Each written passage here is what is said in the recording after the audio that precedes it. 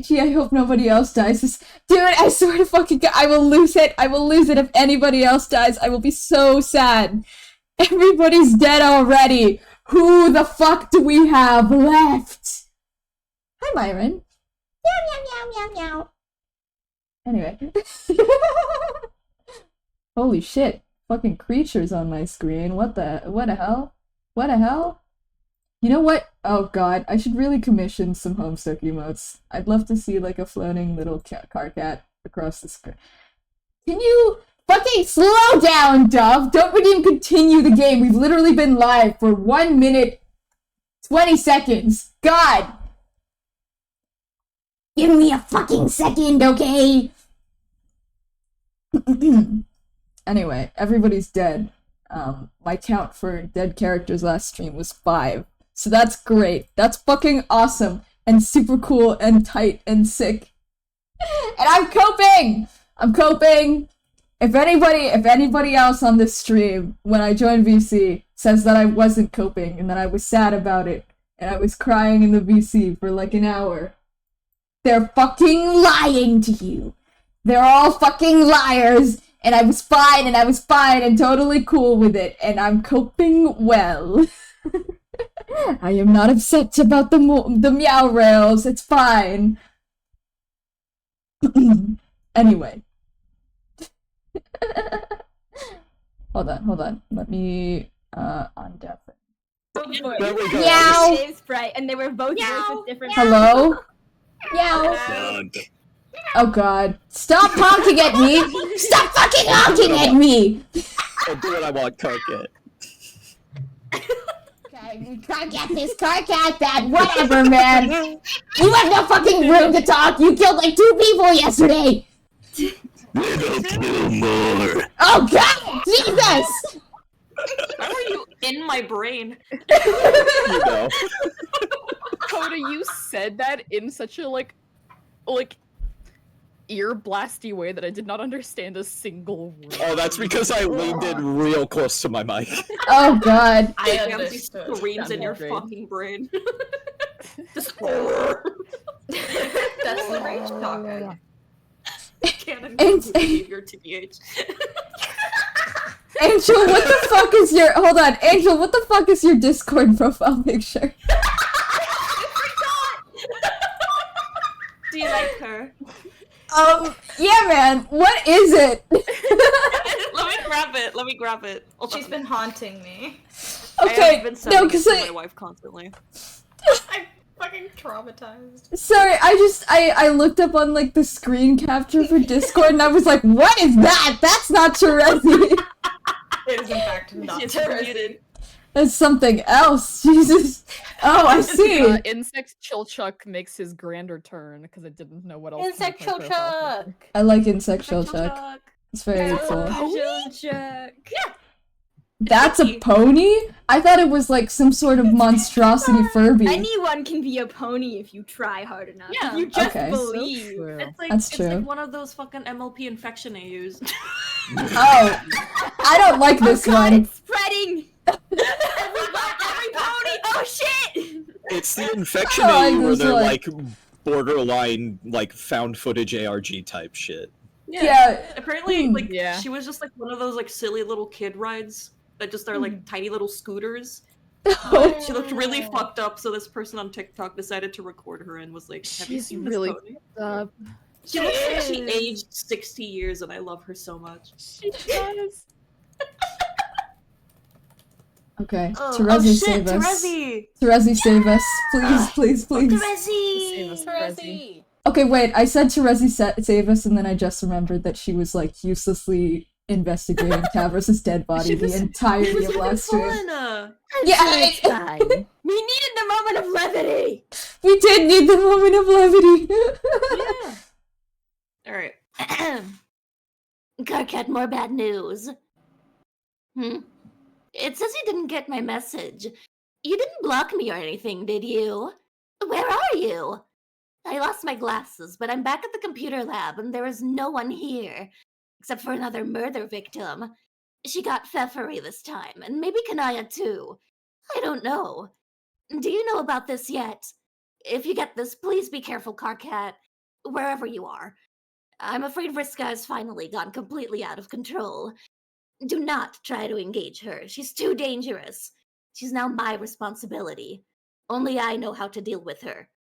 Warn everyone else to stay away too if you can. Why won't anyone respond? What the hell is going on here? Sign. God damn! How am I going to go about this? I guess I can't put it off for much longer. Why can't you answer? I could really use someone to talk to about it. Oh well, just don't let her drink your blood. It's all mine, remember? Thank you, Terezi. Thank you, Terezi. You reflect on your oh no! Oh, Solix is twitching on the ground! Oh god! Okay. Oh. He's fine. You reflect on your prior experience as the team's ectobiologist. It seemed like you were doing something so important at the time. Finally, everything made sense. This was why you were here. But what was the point? You're all clearly going to die the most pointless deaths possible. Everything you believed about your destiny was meaningless. You wish you never pushed those buttons and hatched your team out of all this goddamn slime. You are no ectobiologist. If only there was some other title more befitting of the true discipline of your practice. The true discipline you practice, and the death sentence given to whatever you do this disservice of creating. You can't think of one, though. And what about the other 12 Wrigglers you spawned? Who were they? Probably further proof that this was all meaningless and random. Could it be that they were the true heroes meant to be sent back to play this game while your team was the superfluous crop? Could a mistake have been made during the reckoning? Or just maybe she was right about them all along. Not that it makes any difference now. Something's stirring behind you. Something unconscious and toothless. Oh shit, he's waking up. That's rough, buddy. Shocked Carcat face, my beloved. So, what about Jack? What about him? Are you still planning on killing him? That would be a constructive way to use your killer troll instincts even by human standards. It's much better than killing friends. Yeah, you're right. And to tell you the truth, part of the reason I wanted to kill him was to protect them. It's not just about glory, you know. Because if I don't do it, then who will? Well, we have a plan to defeat him too, so there's that. Yes, I know about your plan. I guess 2 plans are better than 1, right? Yeah. So, will you go fight him then? Man, I don't know anymore. It's one reason I'm freaking out about this. About feeling bad about a simple, perfectly justifiable killing. If I can't handle that, doesn't it mean I'm not as strong as I thought? What hope do I have against Jack if that's the case? For whatever it's worth coming from a human, feeling remorse doesn't make you weak. I bet you're still really strong. But then I'm not sure if I actually want to encourage you to go off fighting him. Because as strong as you probably are, it sounds like he's really strong. And even though you killed tons of people, I think I would be still pretty sad if you died. Aww. So, maybe you should just let us handle it? At least we won't fight him directly. I don't know. Even though I'm conflicted, it still feels like something I have to do. I admit, I'm pretty scared thinking about it. Not of him necessarily, but of the fact that I apparently don't know myself as well as I believed. What if I'm not as lucky as I thought? What if I do not, in fact, have all the luck? Well, maybe you don't. All of the luck sounds like an awful lot of luck to have. Exactly! But then, if there is no chance of catching a bad break, then taking a risk doesn't even qualify as bravery, does it? it isn't even a risk by definition. So, if this is going to mean anything, I guess I just have to find more of the strength from somewhere to go through with it. More than just the fakey strength that comes from turning a blind eye to all your flaws. You know what I mean? What? Fuck, I keep forgetting about that fucking laptop. I know! It's like a jump scare. Yeah, this is... I was like, wow, this panel's so beautiful. Faye Magpie, so true. Oh, Vriska, you were one of the characters. So true. Yeah. You know how I said I couldn't relate to the attachment you have for your guardians? Yeah. Well, I guess that isn't completely true. There are adult trolls who we can relate to if we chose to. We choose to. And if we're damn. And if we're lucky enough to discover who they are. But it isn't really a familial sense. At least not socially speaking. The way you understand, or socially speaking, the way you understand family. Punctuation. They are more like figures of legend, who are said to have more in common with us genetically than any other troll. But we can never meet them, of course. Only look up to them and follow in their footsteps, because they died like centuries ago. Like ancestors? Yeah. We're each supposed to have one, and if you believe the lore about it, your destiny will be tied to theirs. You will find clues pointing to them and who they were, but you will only notice them if your eyes are open. And then you could choose to take up the life they left for you. And if you do, they will always be looking out for you and guide you in finishing what they started. Wow, that's kind of neat. So, do you believe? I don't have to believe. I am completely certain it is true, and I know who mine is. I've been doing my best to honor her legacy for most of my life. I even named my role-playing character after her. She gained all the levels. All of them? All of them. So, how did you know she was the one? Oh my god, Tiny Briska! Holy shit. Small! I forgot about Tiny Briska. She's so little. God. It was before I ever started gaming or rounding up other kids to feed my Lucis. I was nearing the age where I would be expected to feed her, and she was starting to get so big that she would have to crawl out of the cavern soon, no longer able to feast on stray wigglers she caught in her web. It was kind of an intense symbiotic thing. A particularly demanding Lucis troll relationship, and only really strong kids are supposed to be able to handle it. So, of course I was terrified of the responsibility looming. I really didn't think I would make it. I was sure I'd fail, and my Lucis would either get angry and eat me, or she'd just die and then I'd be cold. But then I saw a shooting star one evening. I tracked down where it landed, and I found a chest with my sign on it. A sign is an insignia we must wear, specific to our class. Each class has a huge alphabet of signs, so when someone shares yours, you know you have a lot in common. I was so excited to see it. What was in the chest? Oh shit. A woman. A woman? It's her. Whammon. It was her journal. She documented all of her amazing adventures as she sailed around the world, commanding a notoriously deadly fleet of... what? Gamblicans. Thank you. It was so thrilling reading it. It really felt like she wrote it just for me. Like she was talking right to me and telling me how to be like her. She even left notes where she buried treasure and stuff, which I followed later, and when I started role-playing. I found her dice that way, and so many other great things. Learning about her gave me the strength and confidence to do what I had to do. That's a pretty exciting story. So then your great-great-great-grandnana or such was some kind of troll pirate? I mean, pirate? Yeah, and that's not all.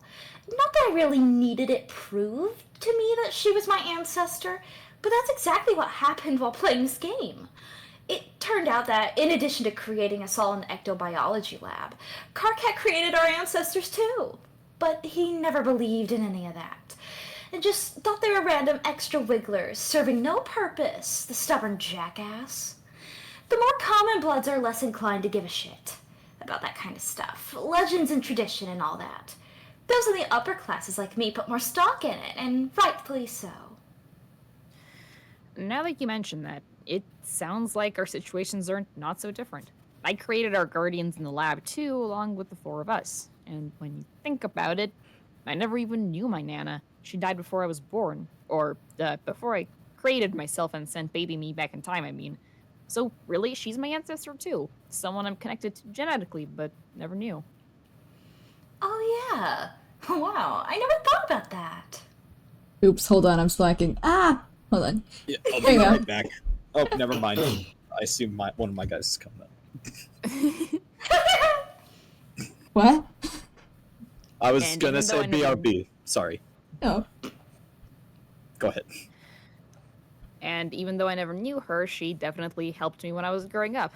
I followed in her footsteps and became an incredible prankster.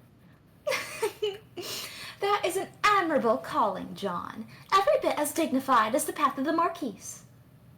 I even had a book I learned from a lot too. The book was sort of a family tradition. It was written by an even older ancestor, my Nana's grandpa, who was only the most legendary prankster of all time.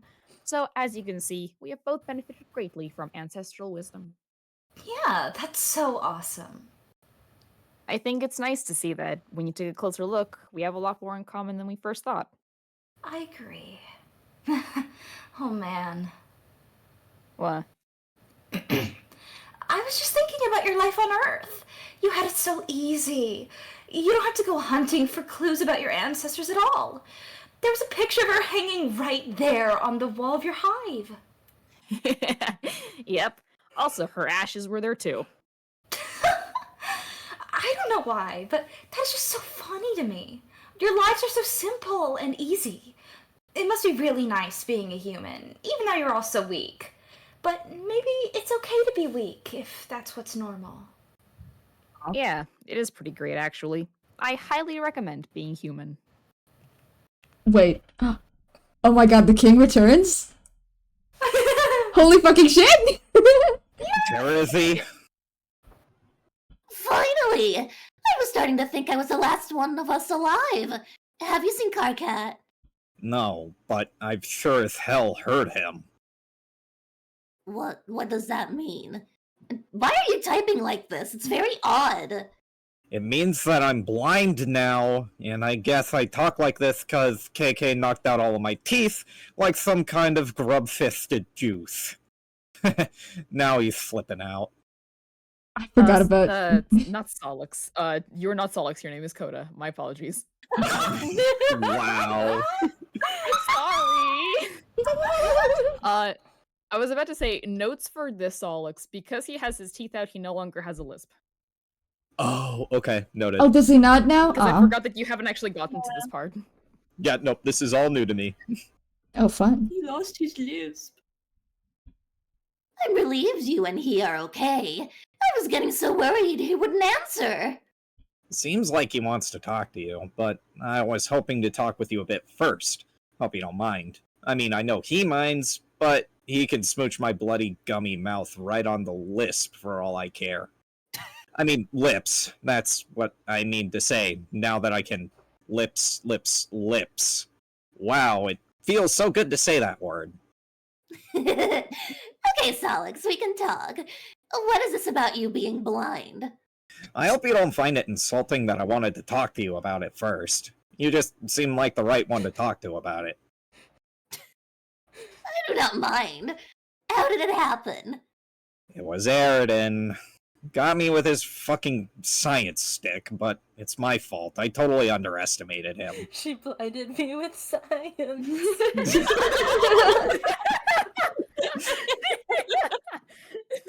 Oh no! Honestly, I'm okay with it, though. I'm fine, I mean, aside from the part about not being able to see a goddamn squat. Shit, sorry. That got me good. That was really fucking funny. Shit. Solid. Do you know about pfeffery? Yes, I'm sorry. me too. But it's okay. I'm okay with that too. It's hard to explain how I'm feeling right now. I just know that she is happy and okay right now. Just like Aradia is. You are sure you're okay? Yeah, I feel better than I ever have, really, besides being blind and toothless. There is no more noise. I never realized how noisy it was. I can finally relax and hear my own thoughts without having to yell them, or actually just not have any thoughts. That's a nice change of pace. That's good. What kind of noise were you hearing? Voices. Indiscriminate, indecipherable voices, all talking at once. Voices of the soon-to-be dead. They had been getting louder lately, and I just figured they were all ours. I tuned them out, kind of like I pretty much always do, but now that they're gone, the difference is huge. I mean, wow! Maybe since they're gone, it means we won't have to die anymore? Oh. Pap. I hope you're right. So, since I guess I have to learn to be blind now, do you have any tips for me? I mean, tips. Tips. Oh, whoa. What? Oh, Wait, no, that sounds stupid. Yeah, I have plenty of tips. It may take some time, though. It took me plenty of time to get used to. Also, I might not be as good a teacher as I had, since I'm not a magical dragon. That's okay. I'm happy to learn from you just being you. Hooray! So, where are you guys? I should come join you so we can stick together. Fuck, I don't know. I'm blind, remember? I'll ask KK. Hang on. What? Something's going on. I smell something in here. What? It smells brighter. Brighter? Terezi? Are you there? Nah, shit, no. No, not Terezi! Oh, I'm no. sure it'll be fine. What the fuck is going on here? What the fuck is going on? God. Oh, don't worry about it. Okay, resist great urge to play Bros Perfectly on par with Exports. Homestuck. As usual, you fail to resist the urge. You start thrashing up stunts. Something uncanny brutal on your quest for— oh, god damn it. You were making a play for that sick nasty pack of deliriously mouth-watering Doritos, and this idiot got stuck in a pole again. Time to reset for the third time this hour. I'll be right back now for real. Okay. I appreciate the, like, changing of the dynamic where now it's the trolls who are going through something absolutely fucking batshit insane while the kids are just, like, sitting around. Yeah. Yeah. Like, what are we doing, Xbox? Oh, reset. Answer. Ah, wait! A radio?! Holy fucking shit! You returned!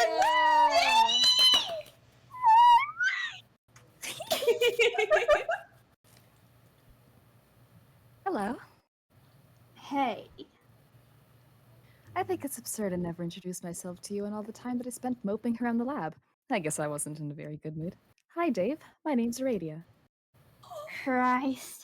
You're a fan of one of my websites, aren't you? What asshole gave you my chum handle? And also, what was your favorite thing I did you liked? And what did you think was so great about it? Also, ASL. 6, a girl, and a place very close to you. In fact, I could visit you right now if you would like. Oh, holy shit. Okay, you're a troll. Only trolls say they're 6. I don't know what's up with you in that dumb fake age. To be fair, it translates to the same age as you, which at the moment is 12, is it not? Makes no sense. Bye. Understanding disparities in the flow of time should be easy for people like us, let alone understanding disparities in such pedestrian things as units. I am 6 sweeps old. 1 sweep is a little more than 2 years, you dummy. Cool story. Look, it is either the truth, or I am just someone who is being a bit playful. What is the harm in that? Okay, so 2 equals 6. Awesome joke. Ha ha ha ha. Or wait, maybe it was just a waste of time. You people think I'm made of this stuff.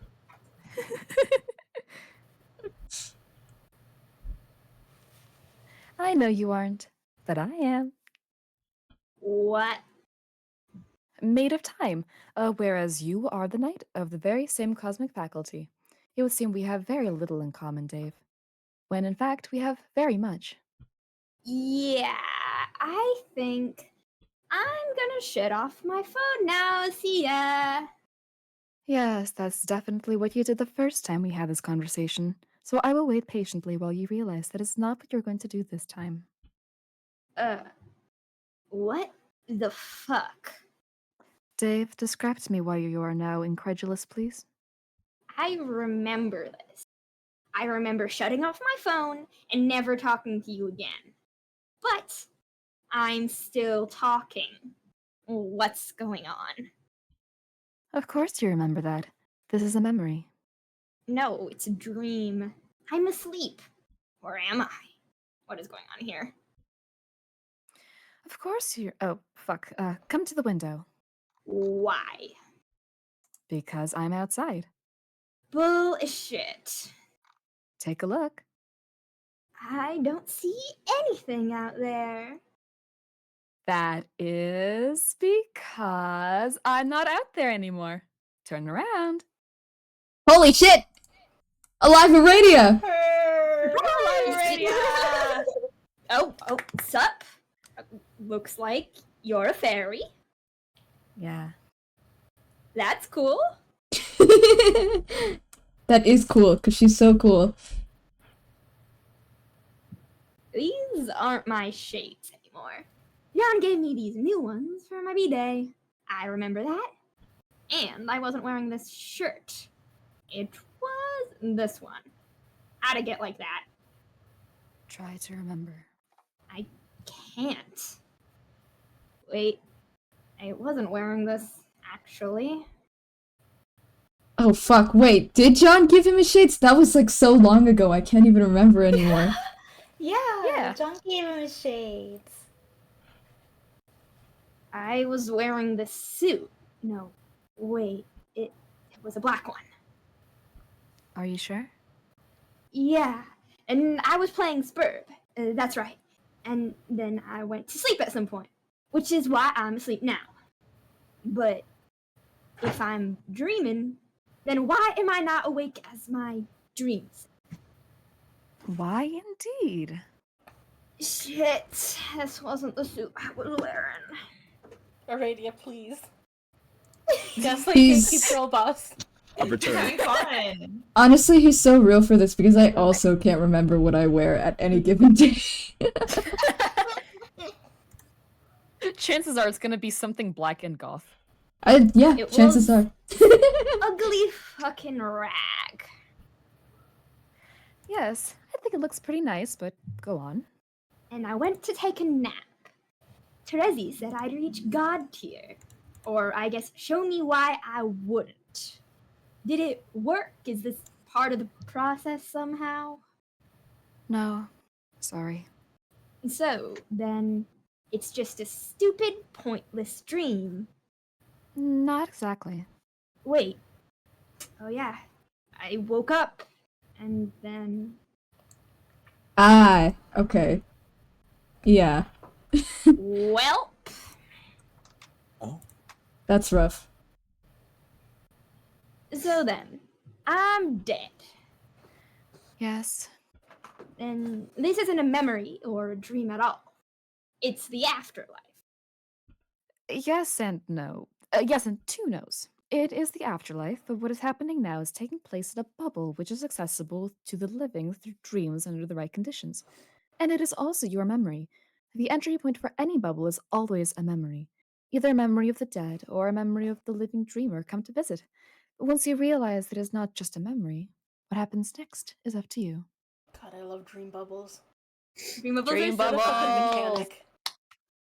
Okay, great. So we've got two dead versions of kids running around now. Don't Lovely. worry about it. Okay. Don't worry about it. I'm sure that there will not be more. I'm sure of that. Yes. Everything's fine. Okay. What is going on over here then? Is this some disturbing ghost hallucination? Should I start slapping myself or what? No, this actually did happen. I don't remember this. That's because it isn't your memory. This is Alpha Dave, the one who chose not to take the nap which led to your death. Fuck. A lucky bastard. So then I guess Terezi tricked me. Did she? Didn't you ask for this? It would have been cool to know if picking one option would definitely kill me pointlessly, so yeah. But I guess I kept giving her shit about it, and I knew she was kind of crazy and morbid anyways, so whatever. Is bro dead there? Evidently. Like, in reality. Like, that's a thing that really happened. Also, is reality still a thing that means something? Can that be a question on the table too? What's reality? Yes, I'm yes. so confused. Yes, and yes. Yes, it can be on the table. Yes, reality still means something. And yes, your guardian did die. Well, damn it. What did I do wrong?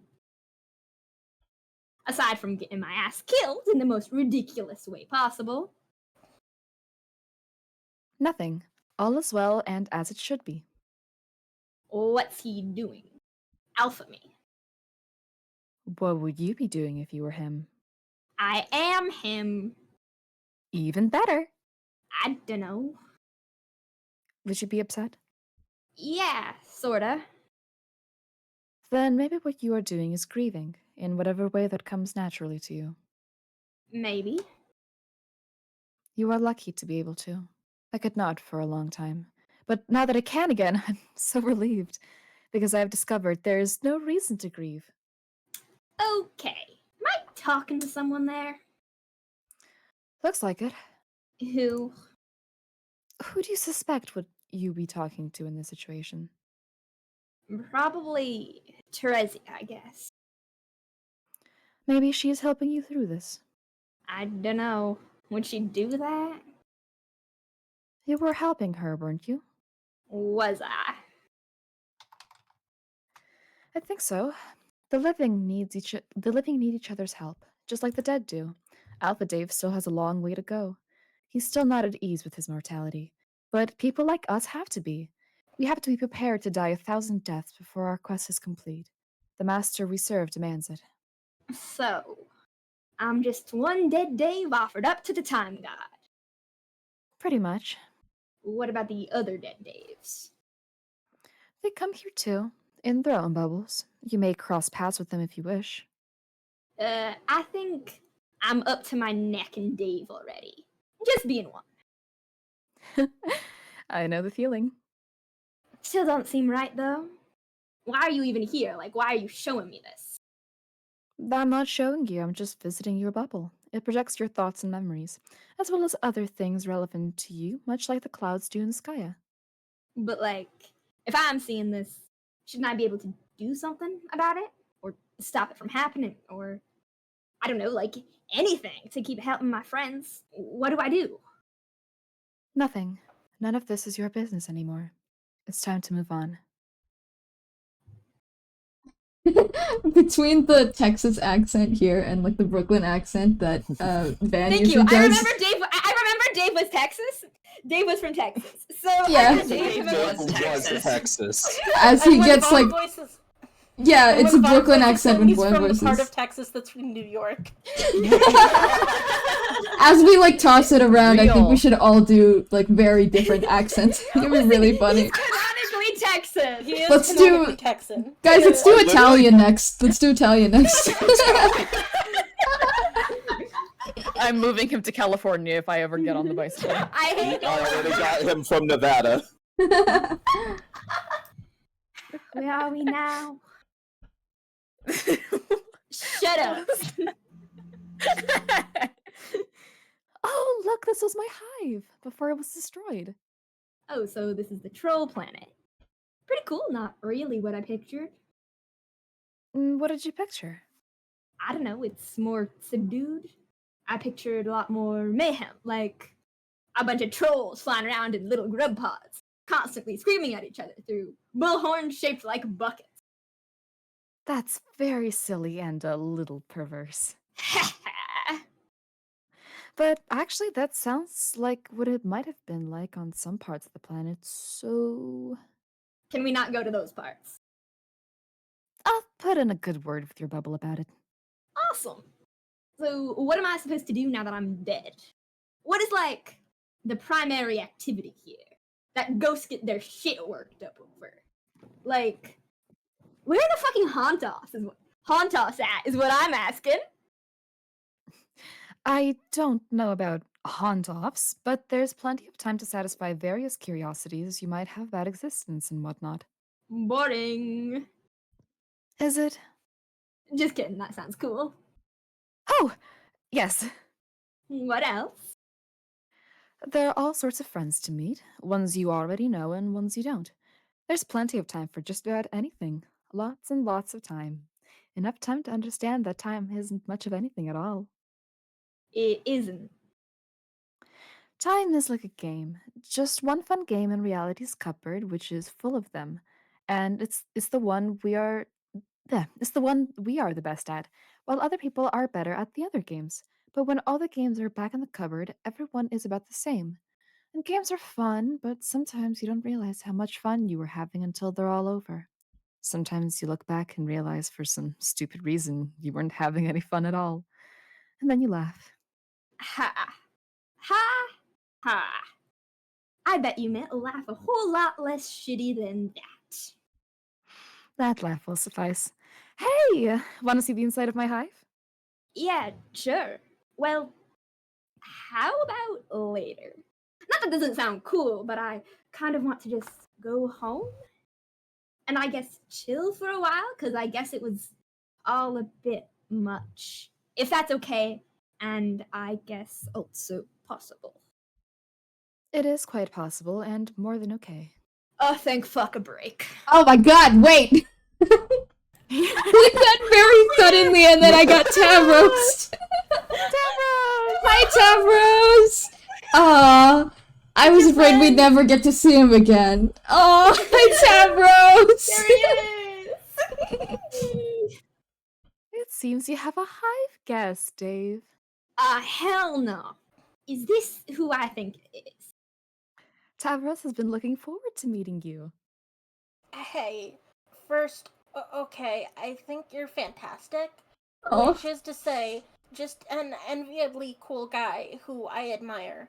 Let's put that compliment on the table where we can both see. Holy shit. Looks like I found another point in time to bother you, when I guess you are more emotionally susceptible. Dude, are those sick fires you're packing there? You best not be bringing that fire onto my bubble lest you plan on dropping that shit. Oh, bro. These are, without any confusion, to be noted as some truly unhealthy incendiaries. They're in above-average need of medical attention. So, in other words, just to complete the analogy, I hope you know a licensed physician. I am your general fucking practitioner, and doctor's orders are to shut up and burn down my goddamn office. I'll break your brittle ass like a graham cracker, and we'll roast s'mores over the flaming debris. Have I made myself clear? Debris? Debris.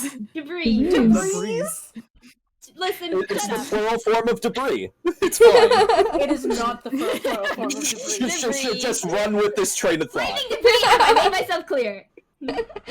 Sorry, I was making fun of you. Yes, I didn't mean to freeze us for so long. Haha. Yes, and certain features of your pale anatomy may serve as the marshmallow ingredient needed for the molten snack. I will provide the fudge. Dude, gross. So, Aradia, just so we're clear, this is like a hell bubble, right? It's my eternal punishment to have shitty wrap-offs with this tool forever. Is that it? Yes, you figured out the mystery. Ah, shit. Wait, I missed my... there it is. I guess I had it coming for a flagrant lifetime spent being unbelievably fucking incredible at rap and just about practically everything else, except not dying. You may think so, but then again, you have not faced Team Charge in a match of slam poetry, have you? Oh, yes. Just kidding, I'm no good at slam poetry. Sorry. Oh. Uh-huh. Oh. So, is he dead? He looks dead. Yes, he's dead. What about you? You don't look dead. Are you dreaming? No, I am wide awake, and I physically stand before you in person. So, you're not dead. Oh, no.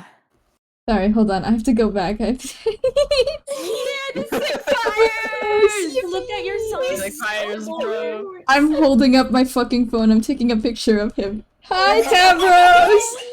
Hi! He literally Hello! died and was like, I have to go meet this guy. Hi, Tavros! Hi! He's so happy. We miss you, Tavros. Look at him, totally not dead. I am very much alive, and I intend to stay that way. God, I love Oh. this. I love Aradia. I love So her so good. much. So good. Prepare to leave castle. That's one of the few Homestuck lines I know verbatim because it is said verbatim in a fan song. Yes. So true. Exactly. Okay, then I guess I'll get going. Go where? To keep looking for my dad. Are you sure you don't have more important things to worry about? Are you saying that I'm still not supposed to find him yet? John, please.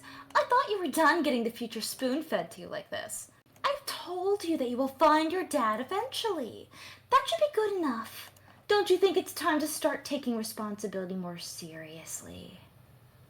Well, yeah, but what responsibility do you mean? We just concluded that I'm going to fight Jack, and there's a possibility I will fail. He could kill me easily for all I know. It's something I have to try. And if I do fail, your plan will serve as backup. There's a lot riding on you, John. On both of us. Okay, so you're saying I should go I should go get the tumor now instead of putting it off? I'm not telling you to do anything. Just reminding you of what's at stake. Wait, I mean the tumor. Wait, I mean the tumor! Batuma. The tumor. Why don't It's we just not a call it... Puma.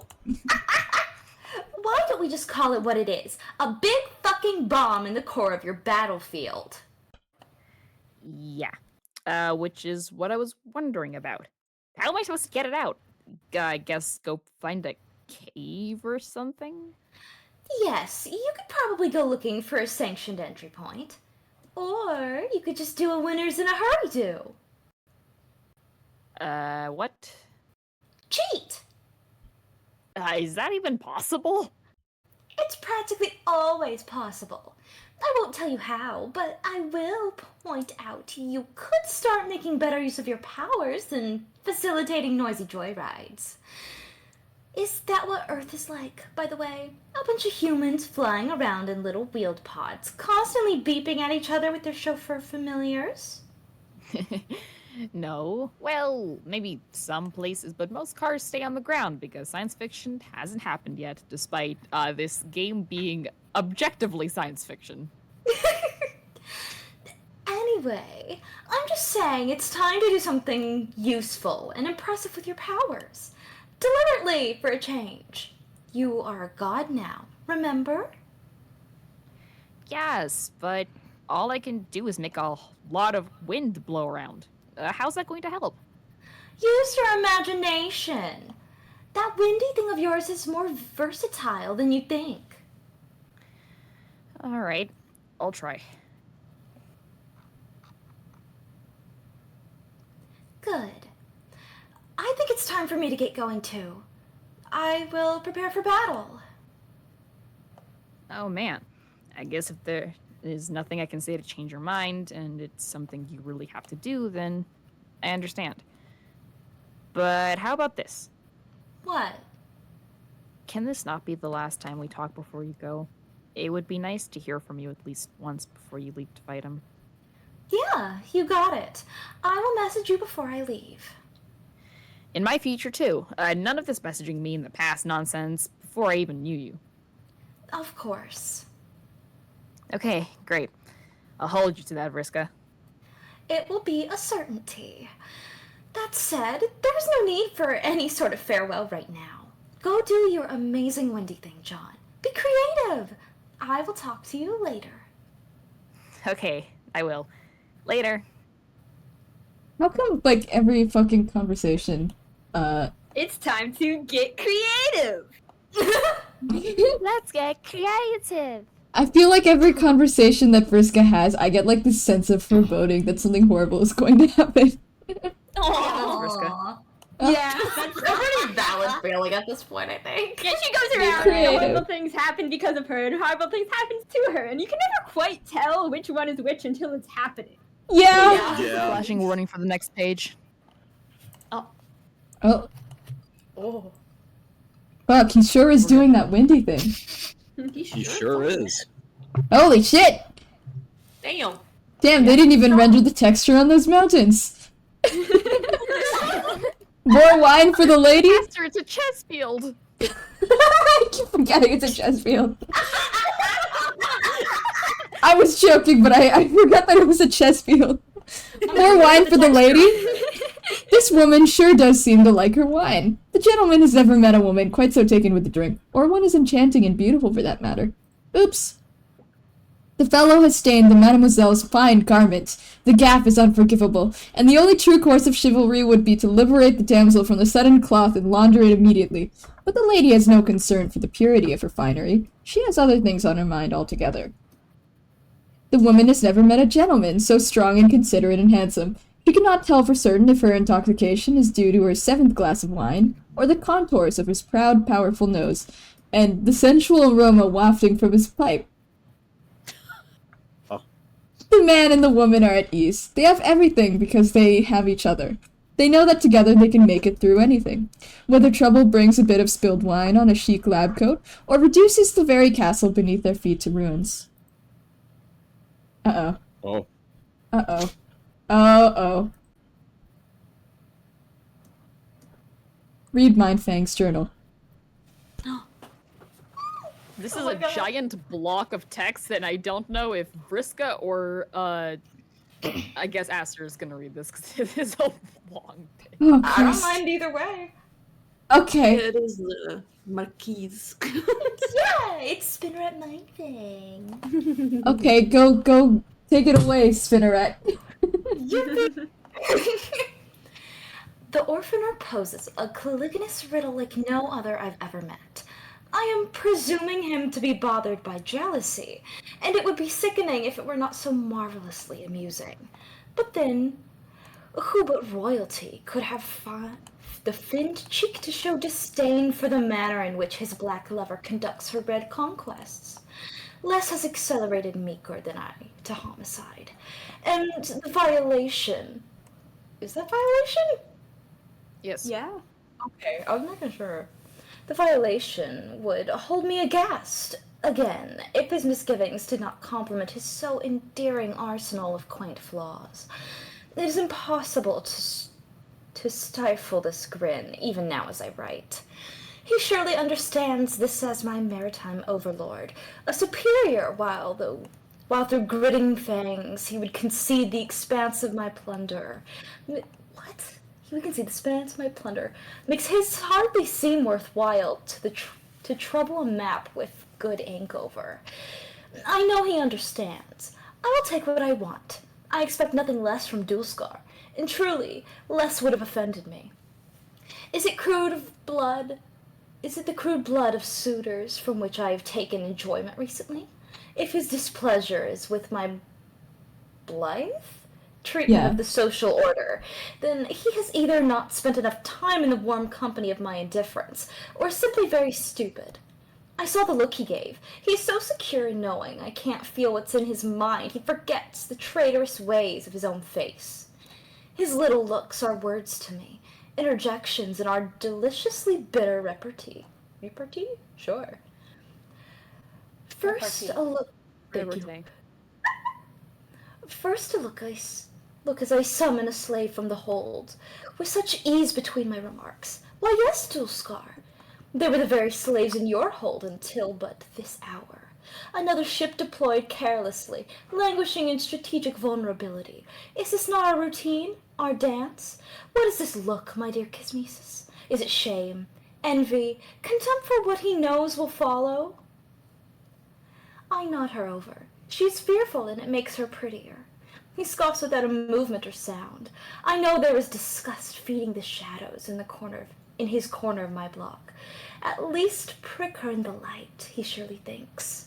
Determine what vulgar hue she bleeds before persisting with your abasement, Marquise. Do try to understand, Orphaner. Not knowing is the point.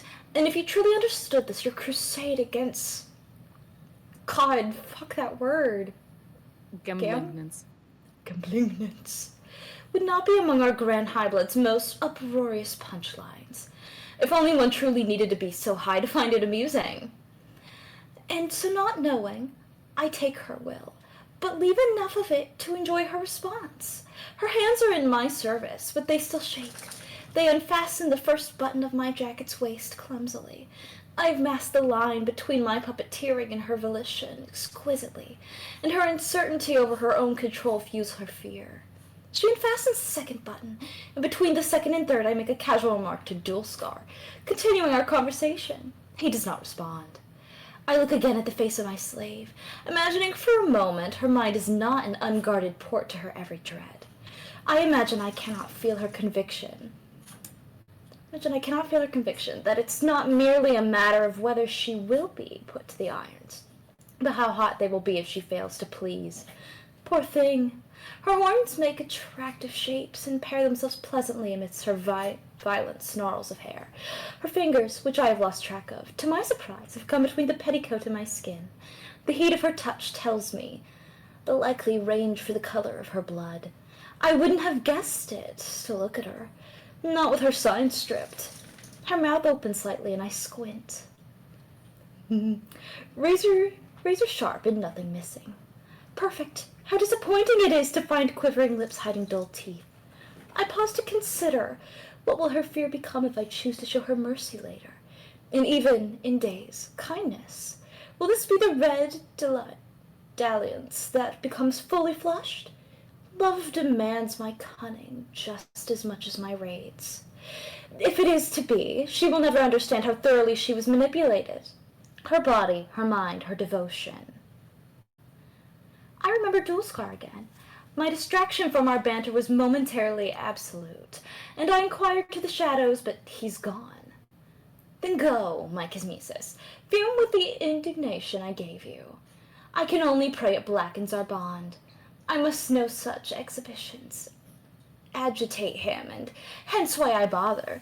Otherwise, it would be easy to dismiss him before I partook.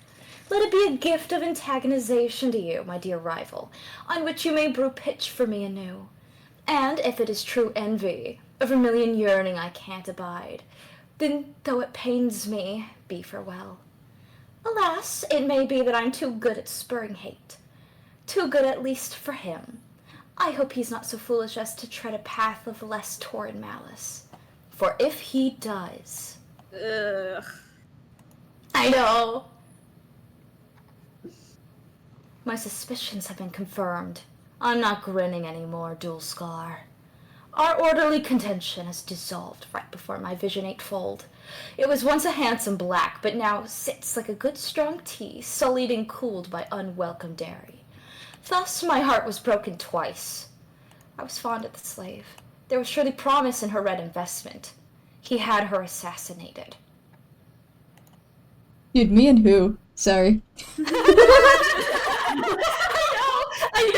I know. Sorry, that description was so good. Me and who? Fuck. Oh, shit! Oh, God. Okay. Oh, God. You know, Man. it's Dulscar and Marquise. History Yeah. repeats itself. That was... History book on the shelf. That was such a good journal entry. I was kind of lost in it a little bit. I know! It's like my favorite part ever. I got It's so good. great. So good. I'm back You're to doing so good. whatever I'm so this glad. is. I keep stumbling. No, it was brilliant. I wish we got to It was learn good. more about the just plain old ancestors because their dynamics fascinate me. We're barely Same. given anything. We're given little crumbs. I want more. I want bread. And so, I am visited by a bit of bad luck for a change. It's not possible to evade it forever, I suppose. I will simply have to endure the misfortune of observing his base and artless measures of retaliation. He's applied his own resources to increase the bounty on my head. I wonder if he intends such a laughably ineffectual gesture as anything more than a formality, a symbol of his intent. If not, my smile, how it threatens to revisit, almost. I've broken laws, yes, but what has there been to pay for? If any act I've taken should demand a bounty, it was paid up front. I fit the bill myself with guile and supremacy. Oh, fuck! Oh, shit! Yay! We're finally Oh, God! Murderer beat up! All three of them were so The fucked! murder convention! Holy shit, we are so Time fucked! for the murderer convention. Oh, God! All is over here. Hunk. If only my hoard were as bottomless as his desire to disappoint me. He is set on cowardice, deferring to others to settle his score. Doesn't he remember what he's confided? It would be easy to give the evidence to her imperious condescension, and he would be killed quickly for his unthinkable presumption. He's taken a great risk harboring red ambitions for an empress who will never even know his name. Not that I'll sink to his tactics. But then, he feels safety in knowing this. My sources say he's en route. Well, hi there. Oh! The Grand Hello! High Blood. the Grand Omelette. The Grand High Blood. Christ. There's one thing you must know about the Grand High Blood. He's Okay. huge. He's so big. He sure does look huge! Biggest boy. Is he single? Sorry. Well, Gibbs. In any quadrant, is he single? Sorry. Appreciators, you I can make this work somehow. Well, is he? Anyway. We're not being like visited by my same. baby boy. I've learned Dulskar has reported to the Grand High Blood all the intelligence he has on me and my fleet. It was information he'd guarded closely to protect our once mutually cherished rivalry. He couldn't let it fall into the wrong hands, lest another besiege me more effectively and cause me to wax for the usurper. Not that he'd raised that mass particularly high himself. The shortcomings I managed to overlook for the sake of a lover. I would have enjoyed witnessing the entertainment he prepared to please the High Blood. His sense of humor was dreadful. It would have been a true miracle if he survived the appointment. Funny, I always imagined a grander entry in my journal for your demise, Dulskar. But I should have realized you would die as you lived. A joke. One more humorous little sacrifice, kindly given to the subjugulators, and one step closer to the release of the vast honk they prophesize. I am overjoyed to understand now this was always your destiny. That's a lot of honking. Oh, shit! And he's got Nepeta's hat. Oh, no! Yeah. And Oh, his the- glasses. The blood on his fucking... I don't know what it is, like a pin or something? His It looks like club. bowling pins. His clubs, yeah. Oh. Motherfucking honk, motherfuckers. So true, Kay. Can we just, like, take a moment to say, like, how confused Eridan and Vriska must be? Yeah. And it's like, hang on, this was my mental breakdown murder spree. Yes! You can't do that. 21. I called it first. Yeah, like the chillest troll in the group has suddenly snapped and killed 2 people, and you're like, what the fuck happened to you? Why are you covered in blood?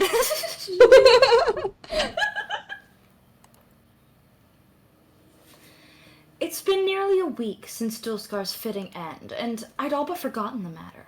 It seems as though Jugulators were not particularly inspired by his revelations about my affairs. Sources tell me that their response was to commission one of the court's neophyte legislaturators to conduct the investigation and bring me to justice. Oh shit. That's a banger outfit! It's so good. I love combinations of teal and red, specifically because of Terezi and Red Glare. I know! Oh, Red Glare is such a cool last name, what the fuck? Yeah. Neophyte Red Glare is reported to be quite talented. I find no reason to doubt this. Still, how can I be caused any unrest to learn that there were courses to send a lone, inexperienced bureaucrat to apprehend me? I cannot view this as anything other than full concession by the Highbloods. They now only seek to maintain the appearance of pursuing me. Maybe they find my exploits amusing? I couldn't possibly disagree. Those rare moments where my superiors show wisdom come perilously close to restoring my faith in the social order.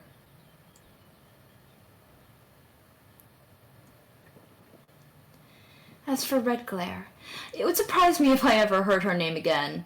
If she finds me, then I welcome her challenge. But I am so confident she will play no relevant role in my future. I won't even bother peering into my oracle to satisfy my curiosity.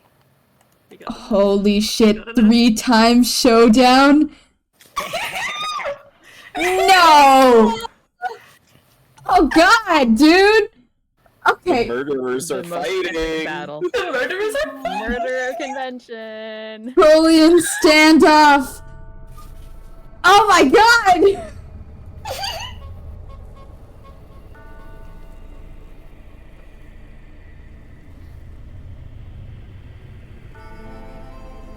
I'm so serious. Is he single? Please tell me. Wine.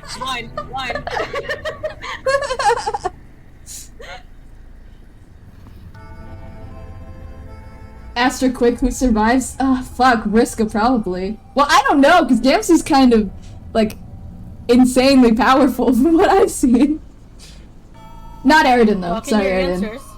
Okay, not Eridan. Walk in your answers. There's my answer. Not Eridan. Yeah. Damn. I see. Fucked up. Sorry, he's too pathetic. I don't think he wins this. Not against Vriska and Gamzee. There's no way. Oh, shit! Oh, fuck! Conk. That's so cute. It is! Little clown nose. Oh my god! Kanaya coming in with a steel chair? Player 4 has entered the arena.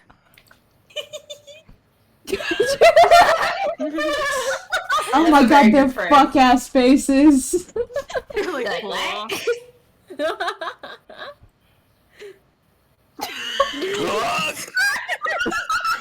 She knocked his hat and glasses right off! Everybody calm the fuck down right now! I swear to God! His liver too! It's fucking This is beautiful. Hold on, I need to bookmark this. Oh, this is so beautiful! I know! Hi, Kanaya!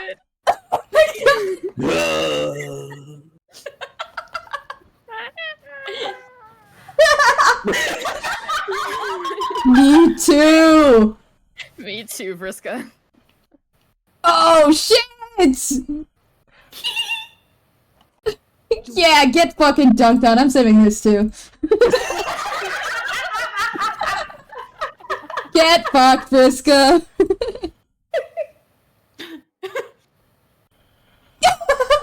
Debunk!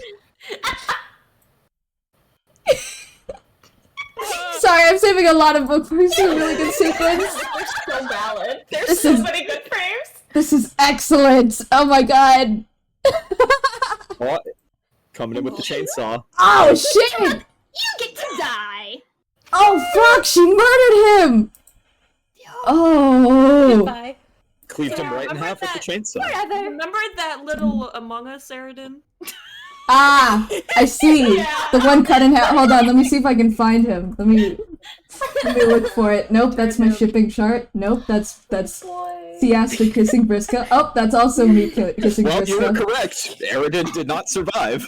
Yeah, there. Oh, found him. You found were it. entirely correct. There he is! Yay! I can't believe I predicted that. I like that she like kicked Gamzee off of a ledge and like beat up Briska, and then she just murdered Aaron. Oh yeah, Aaron killed her. Murdered her. Yeah, Aaron That's killed her. true. Fair play. That's He true. did have it coming. Yeah. Eye for an eye and all that. Dudes, descend! Oh my god! It's so slow, but it's so good! That's beautiful. Oh! I really This wish one I too. had the soundbite saved. Digger Crowswell voice. I think this lady might be a badass.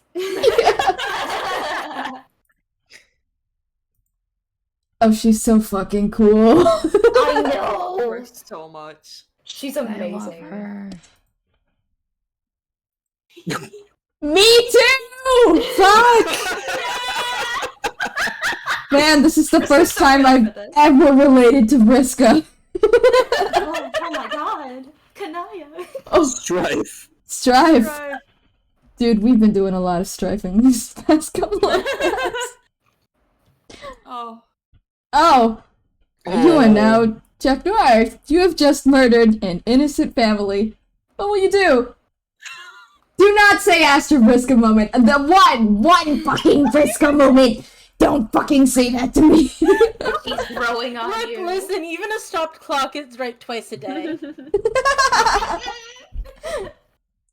pin that comment. Who the fuck pinned that comment? Who the fuck Pinned by did that? Coverage. Dumb! Bane of my existence, dumb. Accessorize I immediately. wouldn't abuse my mod powers like that, but you took them away because I said watermelons were good. Hey, because they're not. Because they're not. Yeah, that because they're not. wasn't Because even they're not. abusing your mod powers. That was just saying things normally. Wait, hold on. I just realized. He's got this hat. Watch this. There you go. Now we match. Oh my god. You begin claiming trophies to celebrate your magnificent triumph over the defenseless, loving couple.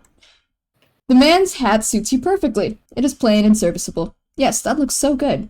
The only way that the look could possibly be improved is if it was blacker or bloodier. Take a prize from the lady.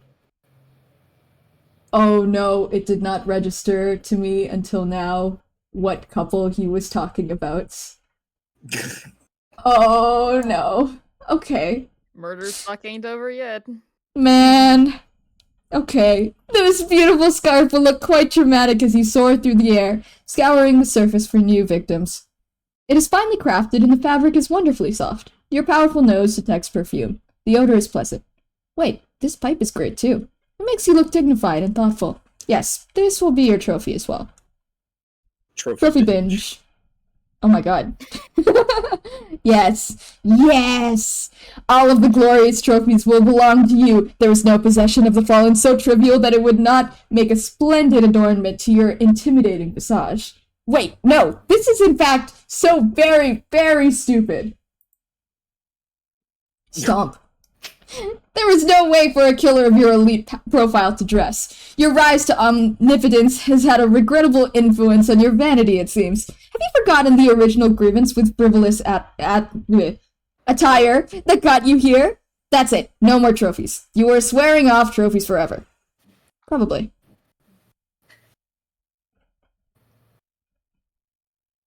Okay, you will keep one trophy. But only one. You can never stay mad at Cal. He's a true friend, the only you have ever known. God, you're so bored. Sniff out, you pray. Uh-oh. Oh dear. It used to be that when you were bored with paperwork, you would go distract yourself by sharpening one of your favorite knives, or give your most disapproving scowl through a fenestrated wall to survey the kingdom. But those were simpler times. There is only one cure for boredom befitting a demigod, and that is more senseless killing. You consult your proud long snout for assistance with a hunt. You pick up the maddening scent of one of the young graveyard stuffers. You are sure it is the same one you slaughtered earlier, and yet his stench remains, confounding you from every direction. It's as if the breeze which carries it deliberately seeks to obfuscate the odor's origin. Your thoughts become more murderous with each blustery taunt. Succumb to unfathomable bloodlust. You are consumed by murderous thoughts, and you prepare to embark on a killing spree to end all— Oh, for fuck's sake, you start thinking about dog things again. Why do bones have to be so delicious and enticing? I'm losing it at bacon strips. Suppressed thoughts. Dog in him. Dude, for real. The dog was in the call.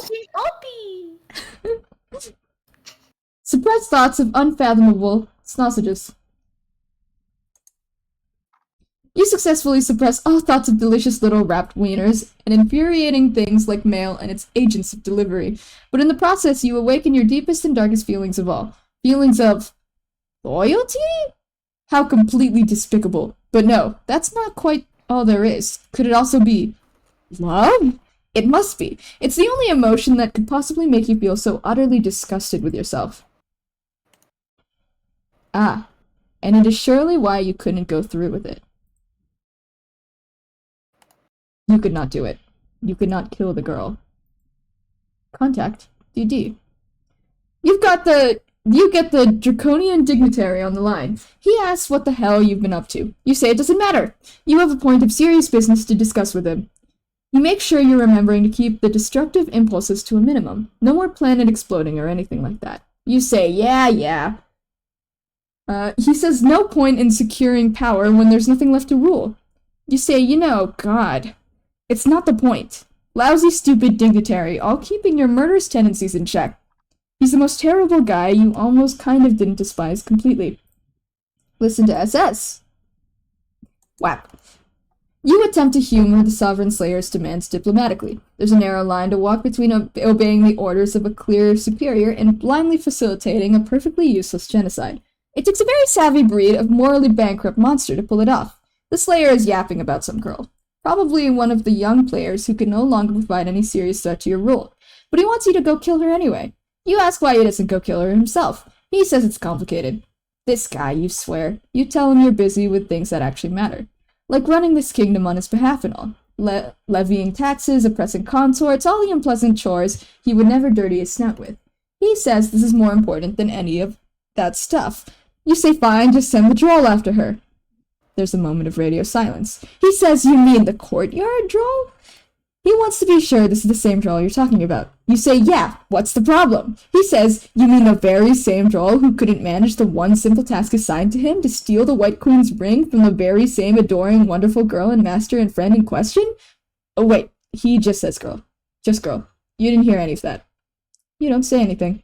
He says, fine, you win. Stick the stupid droll on her, what does he care? Contact CD. You hit up the droll. The Slayer was right, this guy is clearly incompetent.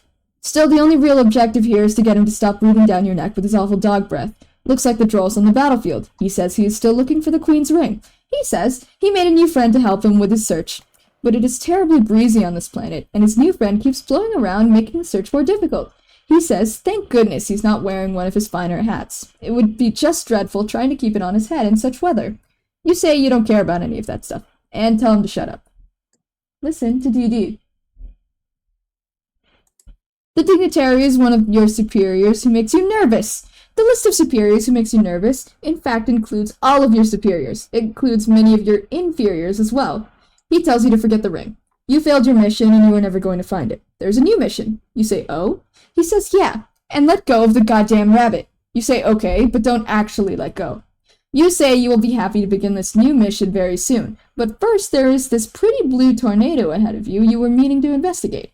Perhaps other locals it has attracted will know something about the ring. He says, for the love of God, will you forget about the tornado and the ring? You don't say anything and look longingly at the tornado again. He says, fine. If you really must examine a meaningless and extraordinarily dangerous exhibit of meteorological phenomena, then go ahead. But be ready to embark on the mission not a moment later. You say all right, and wonder what you should do to prepare. He asks if you have a good winter hat. You nearly drop the radio in excitement. Wait. There. Now that those wheels are in motion, you guess you can put your mind at ease for a while. You find nothing quite so troubling as the intrusion of a positive emotion. You are momentarily afforded the peace of mind to resume a dull, quiet life of semi-restrained murder. Perhaps you will wait, or maybe you will wait here and see if the boy shows up. It's reasonable to assume he will seek these adults. Certainly easier to let him come to you than follow an untraceable scent. Or maybe you will take a look inside this castle. Perhaps there are survivors here, fit for the offing. You guess that could serve some amusement. You wonder if it will always be like this. What sort of future does a new god have to look forward to? Will this malaise follow you for eternity? Will you be perpetually tempted to destroy everything you see, knowing that in just a few moments of recklessness, you will be left with nothing else to destroy forever? What will eternity feel like when a single moment of boredom feels like an eternity unto itself? You wish you could consult the clouds for answers, but they never show you anything. The reckoning can't wipe this place out soon enough. Be future Jack Noir. Oh, forgot about this. You are now future Jack Noir. Presently, you are trapped in a single moment, which increasingly feels like an eternity. Your boredom is surpassed only by your all-consuming rage and contempt for existence itself. Hours ago, you entered an unfamiliar session. You killed 1,000 robotic assailants. You destroyed 12 planets with ease, methodically and cyclically, like a single stained hand of a defective clock, smearing each number as it passes. You reduced Prospit and Durst to dust, and murdered a whole bunch of alien kids in yellow and purple pajamas. Your warpath of absolute devastation had only begun to be blazed. There were still miles and bloody miles to send forth. But when the dust of Durst settled, this infuriating fairy appeared out of thin air and froze you in time. But she can't keep you like this forever. And when she finally lets you go, you will be ready. What will you do? Aside from nothing, that is. Flashing warning for the next page. Wait. You attempt to be patient. You fail miserably. Be Aradia. We're good. You are now the Maid of Time, recently resurrected from the crypt of Durst. Your name is Aradia Megiddo, and for the first time in your life, you feel truly alive. You have just incapacitated Jack Noir with a spell, but a demon so powerful requires your full concentration to subdue. He will break free any moment. You may release him and die now, or you may continue to hold him and die later. What will you do? Aside from die, that is. Release him.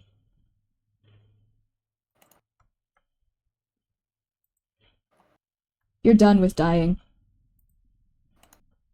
She's so slay for that, honestly. Mm-hmm. Soon, friends will arrive. They will need your help. I love her so much! She's so cool, for real. She's amazing. She is literally one of the best characters ever. Whose memory is this? Like, it appears there's to be a lot yours. of people. Go on. Sorry, there's like a lot of characters in Homestuck that when you say like they're your favorite, like, oh, my favorite's Gansey or Aridin, people are gonna give you like a look. When you say that your favorite character is Aradia, people are like, oh, okay, you have taste. The one character no one will judge you for. It's okay. I can be the sole Gansey enjoyer. Oh, yeah, Hydrogen Stretch. I love Gansey, what are you talking about? I love Gansey's great. Oh, I'm glad you guys like me. Heart emoji. It's okay. Just... I was gonna say I forgive him for the murders, but I don't. You really shouldn't. You shouldn't. You can like him and hate him at the same time. Yeah. I'm stretching, I'm hydrated. Hey guys, I just got Anon hate on Tumblr. Yay! What's it say? Wow, you're Hi, I'm a hater, but have nothing in particular to say. You suck, I guess. If this actually manages to annoy you, I'll be impressed. And I'm just sending them photos of a bird. Beautiful. Amazing, I love that. That's really good. I love how honest they are. I'm a hater, but this probably won't actually I appreciate annoy the you. honesty, yeah. I'm a hater, but I know that my aspirations mean nothing, and I will only fail at this task. Still, I must try. Onwards we go. Literally. Dare I say, Arid encoded. Yeah! Oh my god. You're so right. Holy shit. Hold on. You're so hold on. correct for that. Hi, I'm a hater, but I have nothing in particular to say. You suck, I guess. If this actually manages to annoy you, I'll be impressed. Beautiful, thank Oh you. my god. I'm going Thank to you so send much. Anon hate to people. Oh my god, you're really good. Oh my god, not Anon hate. Aridin, send me Anon hate.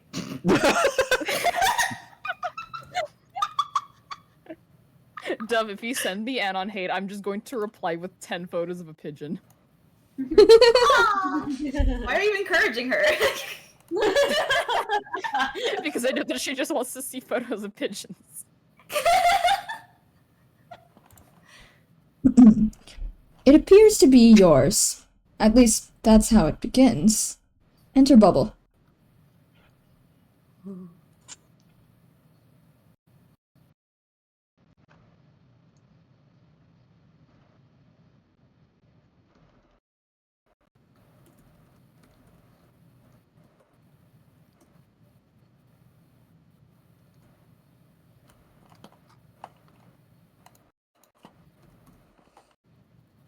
Oh, I mean, no. Dear. wild. Hello? Okay, yeah, it's back. It does this Hi, sometimes. welcome back. That's wild. Dove sent me 3 asks in the succession of 20 seconds. The first of which was not on Anon, and the last of which was you smell bad. oh my god. It's hers. I appreciate the effort, Dove. Wait, I had a dream about Soleil a couple of days ago. Where she was driving a clown car, but instead of being a clown car filled with people, it was a car filled with smaller and smaller cars, and she was in the smallest car. And it took like 30 seconds for her to drive out all of the cars, and onto the road. I'm kind of obsessed with that. That does sound like something she would do, yeah. Yeah. Perfect.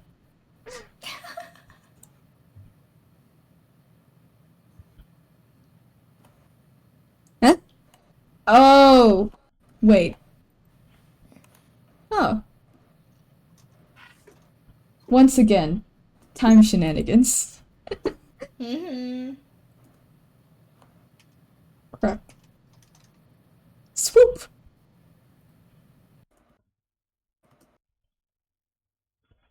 The fucking puppets. Fucking haunting the narrative, go die.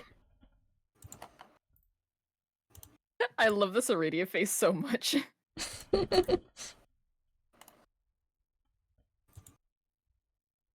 Yeah, word, me too. She's so cute. She is. She's so Report. happy. Discovery. Oh my god, was she the one whispering to herself the whole time? Oh my god! Solix. Okay, I had to double check to make sure this was the Lisp one. Yes, it is. Hey, what's up, AA? You will never guess what I just found. Won't I? I doubt it. Was it the Matching Ruins site? Yes. How did you know? I don't know. Just a weird feeling. I feel like we've had this conversation before, and that's what it was about. Yeah, me too. What do you think it means? Probably nothing. But now, not only does it feel like we had this conversation before, but it's going differently this time. So, it's extra weird. Maybe your voices are involved? I don't know. Maybe. Maybe yours are too? I don't hear a goddamn thing. Do you? Wait. Yes. She's very quiet, though. I can't tell what she's saying. Oh, well, why don't we pretend there is no spooky paranormal phenomena going on and just once, rather, and talk about what you wanted to talk about. Good idea. Okay, do you remember what we talked about regarding Kanaya's ruins? Sorta. I asked you for help in understanding the glyphs. I guess. Hmm? Are you just being difficult, or do you really not remember?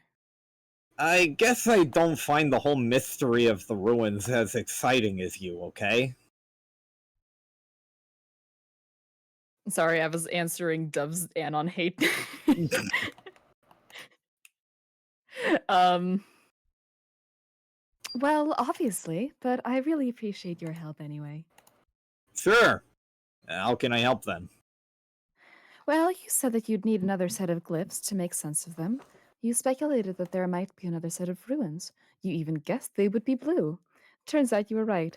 Don't you think that is pretty cool? Oh yeah, I am awesome about that for sure. But I can't shake the feeling these ruins are going to be nothing but trouble for us. But you say that about everything. That's because it's fucking true about everything. No, it's not. I did find some other neat things down here, too, which are strange but quite harmless and not foreboding in the least. Like what? Like this amazing hat. It is an authentic archaeologist's hat, so it's hard to find them in this style. There are no horn holes, but I love it anyway. It's great. Pretty sweet, eh? Hey, didn't you also find some bits and pieces of your bizarre robot doppelganger? I wasn't going to tell you about that. Damn it, how did you know? I don't know, I just remembered some more shit about this discovery. God, sorry. This is stupid. Yeah, well, I guess this is the kind of shit you have to deal with when two psychics talk to each other about stuff. Maybe. Why don't we pick this up later when we're not feeling so weird? Well, okay. Ahem. Sorry to interrupt, but I wanted to give you both a chance to remember, but it doesn't look like this is going anywhere. What the fuck? Wow, what? Time shenanigans. Oh, fuck. time shenanigans. Is it coming back yet? Is what coming back? Who are you? Well, hold on. Why am I talking like you suddenly? This is a memory in a dream bubble. That's right. Oh. That doesn't really answer my question, but okay. You changed your voice because you remembered. Like I did. Remembered what? That I died. This is my memory, and also hers. But I went on to become the robot whose remains are in this crater, whereas she did not. I don't actually know her story or how she got here, but for me, this was the end of the road. This is the afterlife. Well, shit. So then I guess I'm dead too? Nope. Wild. You are just asleep. Sorry, I didn't scroll down because I think I need a it's second to afraid to look at, process. There's a lot going on. Okay, yeah. So much. Here's my dead robot self. Here's you in the corner over here. Here's me alive and god-tiered. Here's I think that's Jade's dead dream self. Okay, there's so much going on. And also the puppet. And also, oh yeah, and the fucking puppet. You are just asleep. You are also blind. Holy shit, I can't see! Yes, that's what being blind means. Wow, awesome. Way to be awesomely sympathetic to my terrible new problem, AA. Solix, will you shut up and stop being so tragic for once? You knew this was going to happen. Your prophecies of personal doom were practically all you ever talked about. I think you were looking forward to this, honestly. She's right. I can't believe this. It's almost as if I'm getting double teamed. Damn, that didn't feel right at all. I think I might have to retire the whole Bifurcation. bifurcation gimmick, puns and all. Maybe that is kind of a relief. Maybe you're right. I'm feeling better about this already. Great. You should be able to relax now that you've been released from the curse of your vision twofold, just like you said you'd be. You are now merely doomed.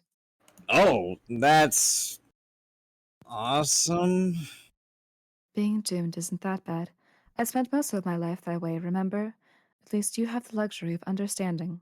And the best part about being doomed is you only have to put up with it until you die. That's the spirit. Actually, I guess I don't have to keep talking like I'm doomed anymore, do I? Nope. This is so weird. What am I even listening to here?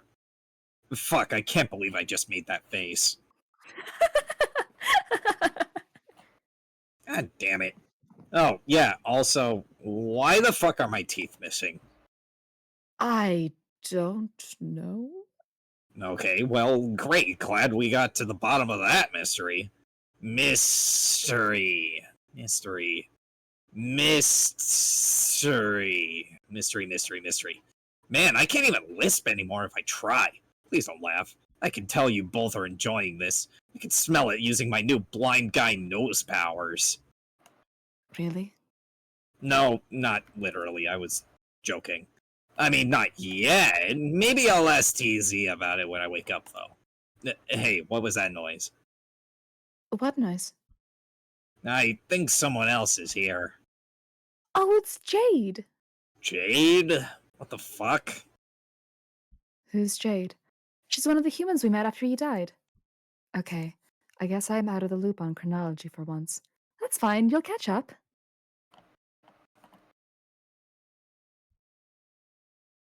Jade!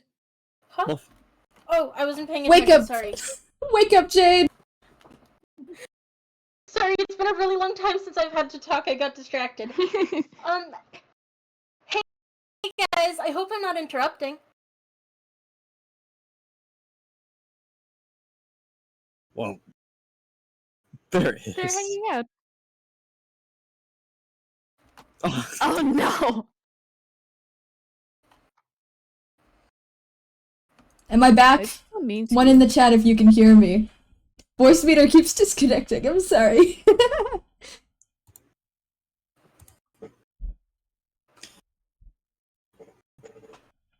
okay, we're getting ones. Alright, lovely.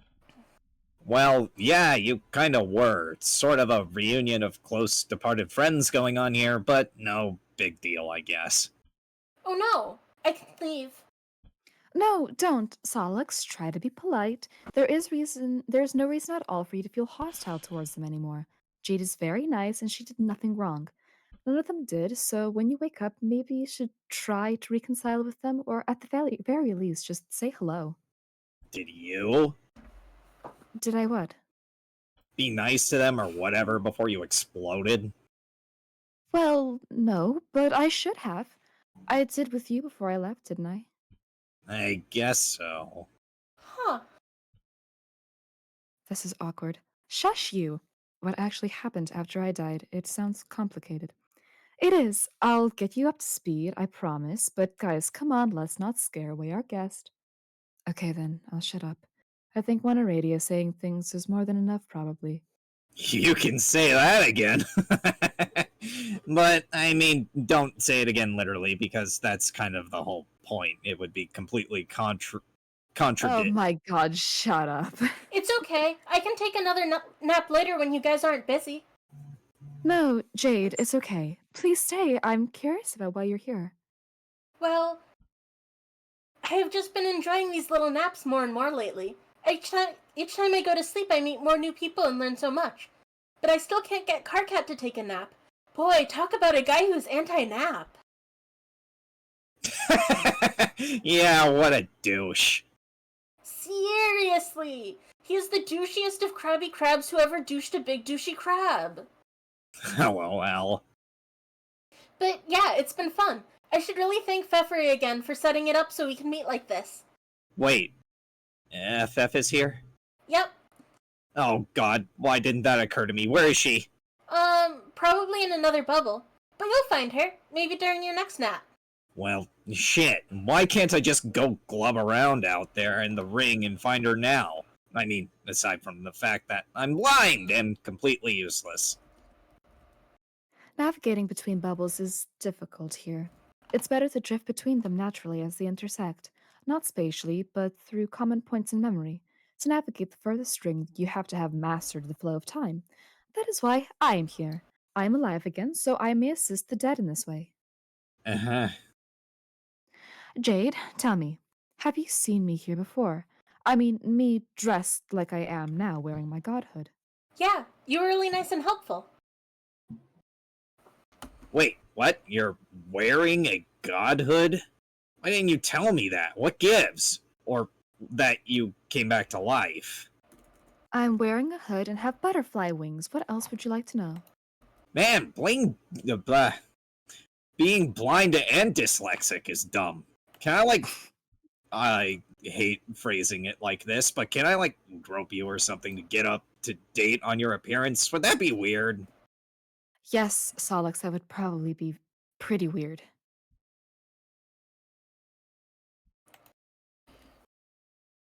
I think your outfit looks so cute. I love your wings too.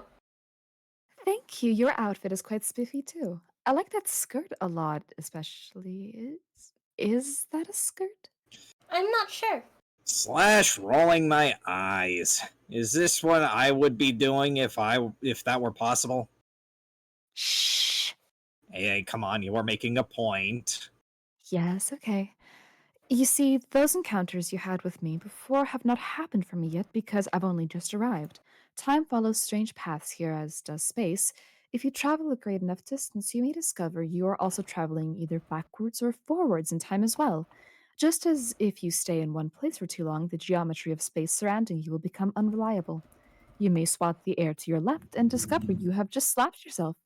The only way to make sense of it is to understand either property very well, and since I am new here, I have some learning to do, just like everyone else. But I do know one thing. Well, What? I knew that the first bubble I would enter would be an important one for us to visit. What's so important about it? Hang on, we are moving on to a new memory. Hold that thought.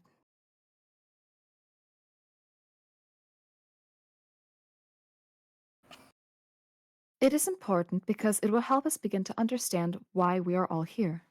what do you mean by why we are all here? You mean in the afterlife? That's easy. Because she's asleep, she's dead, you're alive, and I'm blind. Couldn't be simpler. No, no, not why we are all in this bubble now, but why we all exist in the first place and why we all went on this adventure together. Oh, that.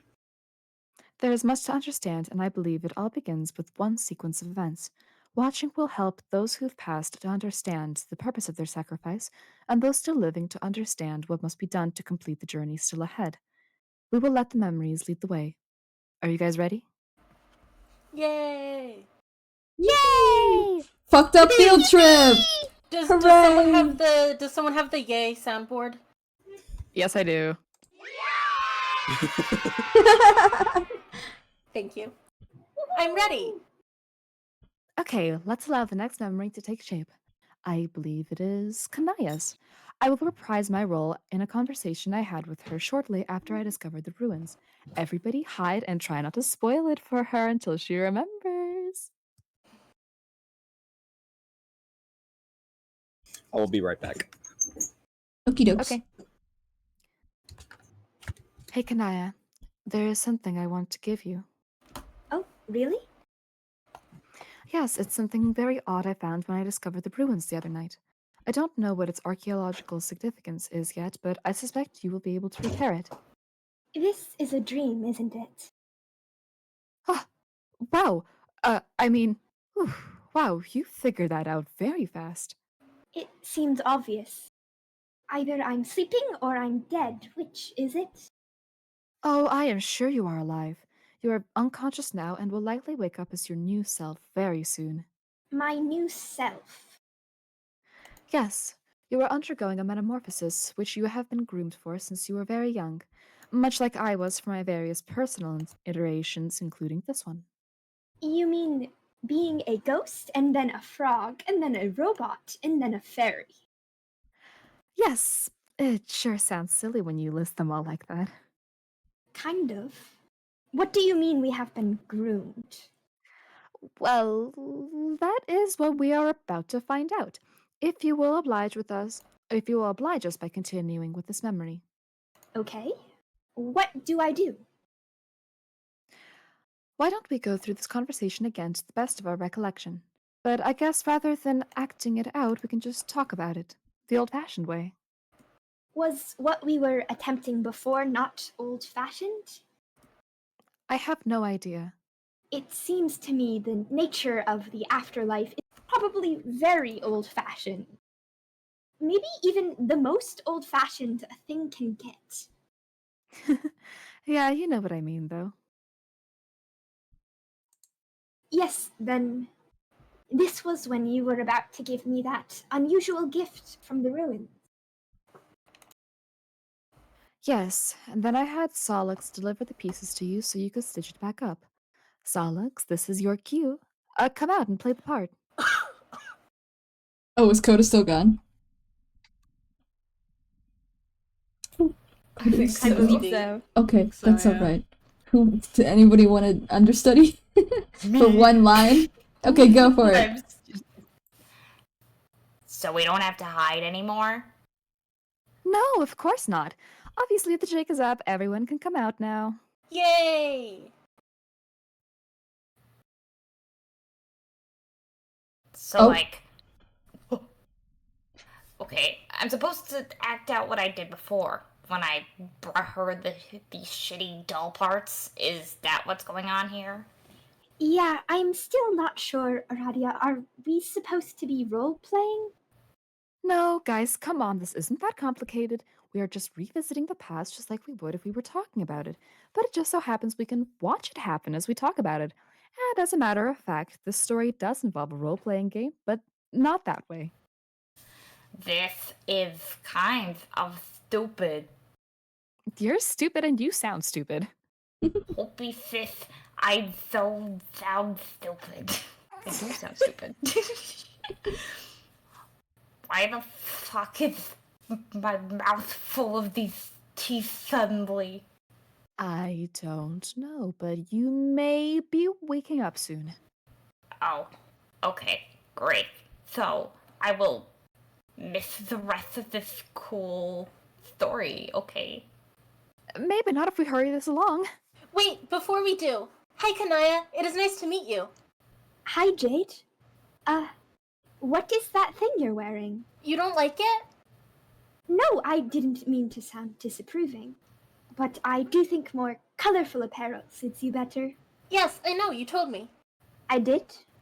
Yes, but you probably haven't yet. Not from your perspective. I could not help but overhear you were asleep now. You told me all about what happened after you woke up. About what? About how you turned into a vampire. What's a vampire? This is ridiculous. Folix is right. I mean, Solix. Kanaya, tell us what happened next.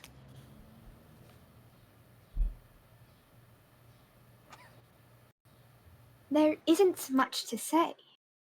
I repaired the doll and made a nice outfit, with a far more becoming palette and fit than the absurd tatters he was found in. I thought, at least. Yes. Should there be anything else to this story? Not really. Isn't that Dave's puppet? Yes. Ah, sis. I guess I'm out of here. Bye, Solix. See you later, everybody. Bye! Everybody. Everybody. Everybody. That is all I can remember. Everybody. I quickly began to find the doll unnerving, so I put him away. To my knowledge, he has remained secure in my block ever since. Is he relevant in some way?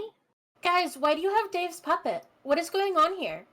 Yes, Aradia, it seems you have some foreknowledge of this narrative. Maybe you can tell us why any of this is important. This is only a piece of the story. The other pieces will fall into place with successive memories and it will all become clear. But yes, alright, I will eliminate some suspense and try to serve as a better guide on this tour through the catacombs of our collective subconscious. The separate tunnels we once traveled in the dark as individuals, I'm back, sorry. we now retrace. Hi! Hello, welcome back. We now retrace together with a torch. On the walls, we illuminate the runes which describe a convoluted origin story, an origin we participated in. We were spurred to these actions by that which was being originated, and incited to acts of revenge as we were turned against each other. Tavros! Hi, He's Tavros. back again. Gross. Aww. I, Coda, bad I- news. Solix woke up. He's not here anymore. Oh no! He's gone, Well, I I'm guess I'll sorry. be back again and go get some dinner. Okay. Somebody ping me if I'm needed. I'll be back.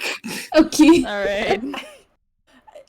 I don't remember this. I mean, I remember getting jumped off the cliff by my legs, but not the thing I'm doing now. No, our manipulator disguised his tracks well. Do I have to lie on the floor like this? Is that important? No, Tavros, you can get up. Also, can we, or at least I, be not in this memory? Because it's one that's not as great as most. We will leave it soon, but you are doing something very important here. What was I doing? Writing a part of the code.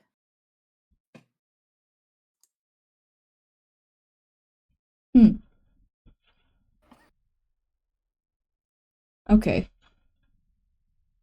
An incomplete fragment consisting of 4 symbols, comprising the first word of a binary refrain, a pair of sounds emerging from the belly of a fabled tyrant's menace. But you authored only one sound of the pair.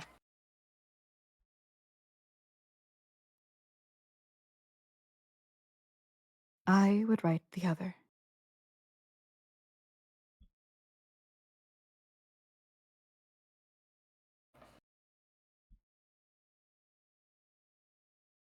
In the soot of my ruined hive, I scrawled part of the code, completing the phrase of legend. The persisting sound said to accompany the ultimate demise of the tyrant less an arm and an eye.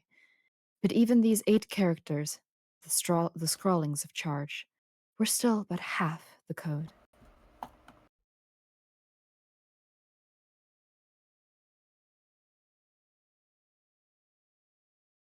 There was another half by Scourge in 2 parts.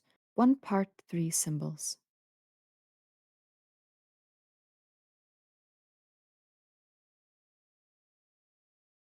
And the other 5. Why the scale was tipped in this way between sisters, I cannot say. Each fragment would be transcribed in our rulebooks, sealing the collaboration between Rustbloods and Bluebloods, completing the code for our session's architect. Not exactly. You're so good at the differences there. Thank you. There was another fragment. Oh, yes. An additional 8 symbols from a wild card source, I suppose. Oh, shit. Okay. It came from a timeline not meant to happen, the one I came from to ensure it wouldn't, thus sealing my fate. Hold on, I want to go back to this. Okay, so like a bad timeline, I see. Alright. We love doomed timelines. We love Doom timelines where, oh god, oh Jesus. Okay. Doom timelines where Gamzee kills everybody, I guess. Look at how worried Jade looks. Oh, I mean, yeah, those are her friends. This is... hold on. I'm gonna unpack all of this later, I guess, because it's very interesting that there's a Doom timeline where Gamzee just goes fucking insane, I guess. Well... As if he hadn't already. Gamzee's gonna Gamzee, I guess! I believed the fragment was gibberish from a lunatic, after completing his rampage through our session. Since it was not part of the scripted chronology, I was oblivious until it was too late to stop it. Not that it would matter if I did the timeline had already gone astray.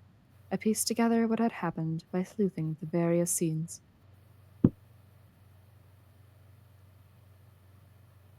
Oh, who just disappeared?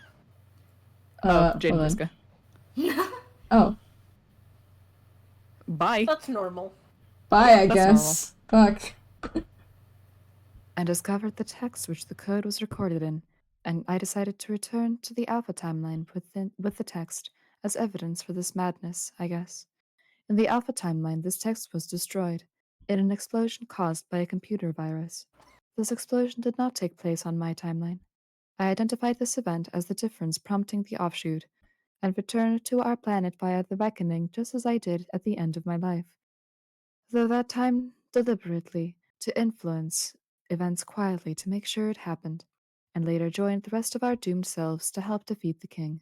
Others surely had similar responsibilities along the way. Oh, I don't like this one. Oh god. This is normal. Oh. I'm so sorry. That was Jack good. barked outside, and my dog was like, "Oh, really, dog?" I love that this is on a fucking till death textbook. That was Jack Noir in the background. He's very angry about the whole time prison thing.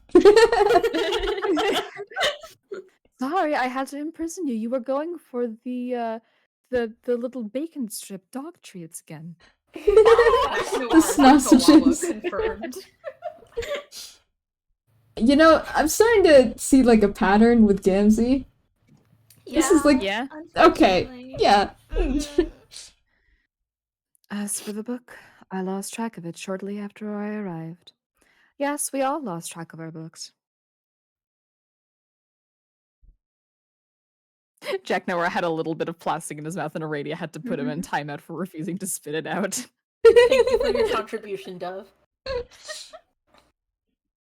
They were gathered surreptitiously by agents assigned to the task.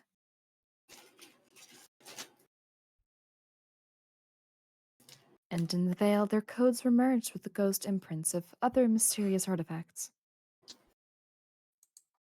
Oh fuck. Jesus. Oh, okay, I see. Alright. Sorry, I forgot to warn you. I was okay. busy reading. You're fine, you're fine. Our first guardian was brought to life on the seed to pass through Sky's final gate of defense, the first to find Alternia. Be Scratch. You once again try to be Doc Scratch, and fail spectacularly. You can't be him no matter how hard you try. It's impossible. In fact, I think it would be for the best if I commandeered the narrative completely for a while. I trust you won't mind if I speak in white.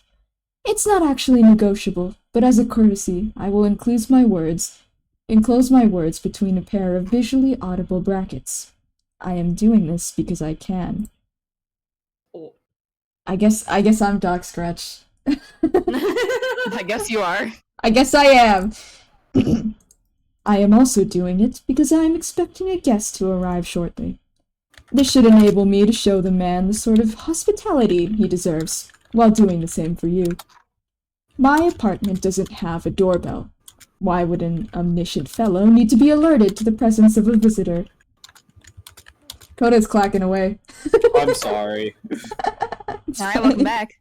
I'm back. I have dinner now. Hello. I know he will be right on time, which is to say, early. And if I did have a doorbell, you would have just witnessed it ring. He's already here.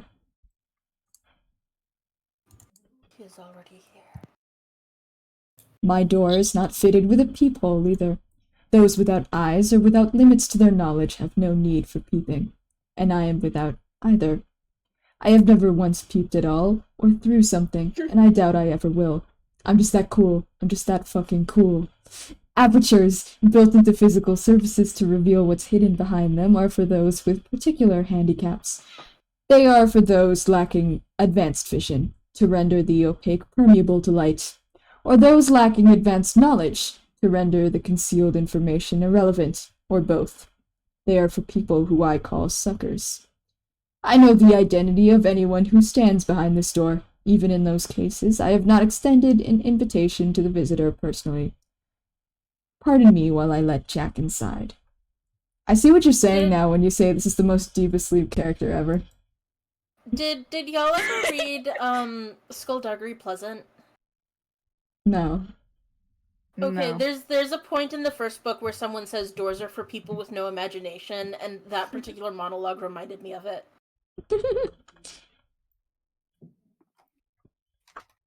Did you not believe it would be Jack?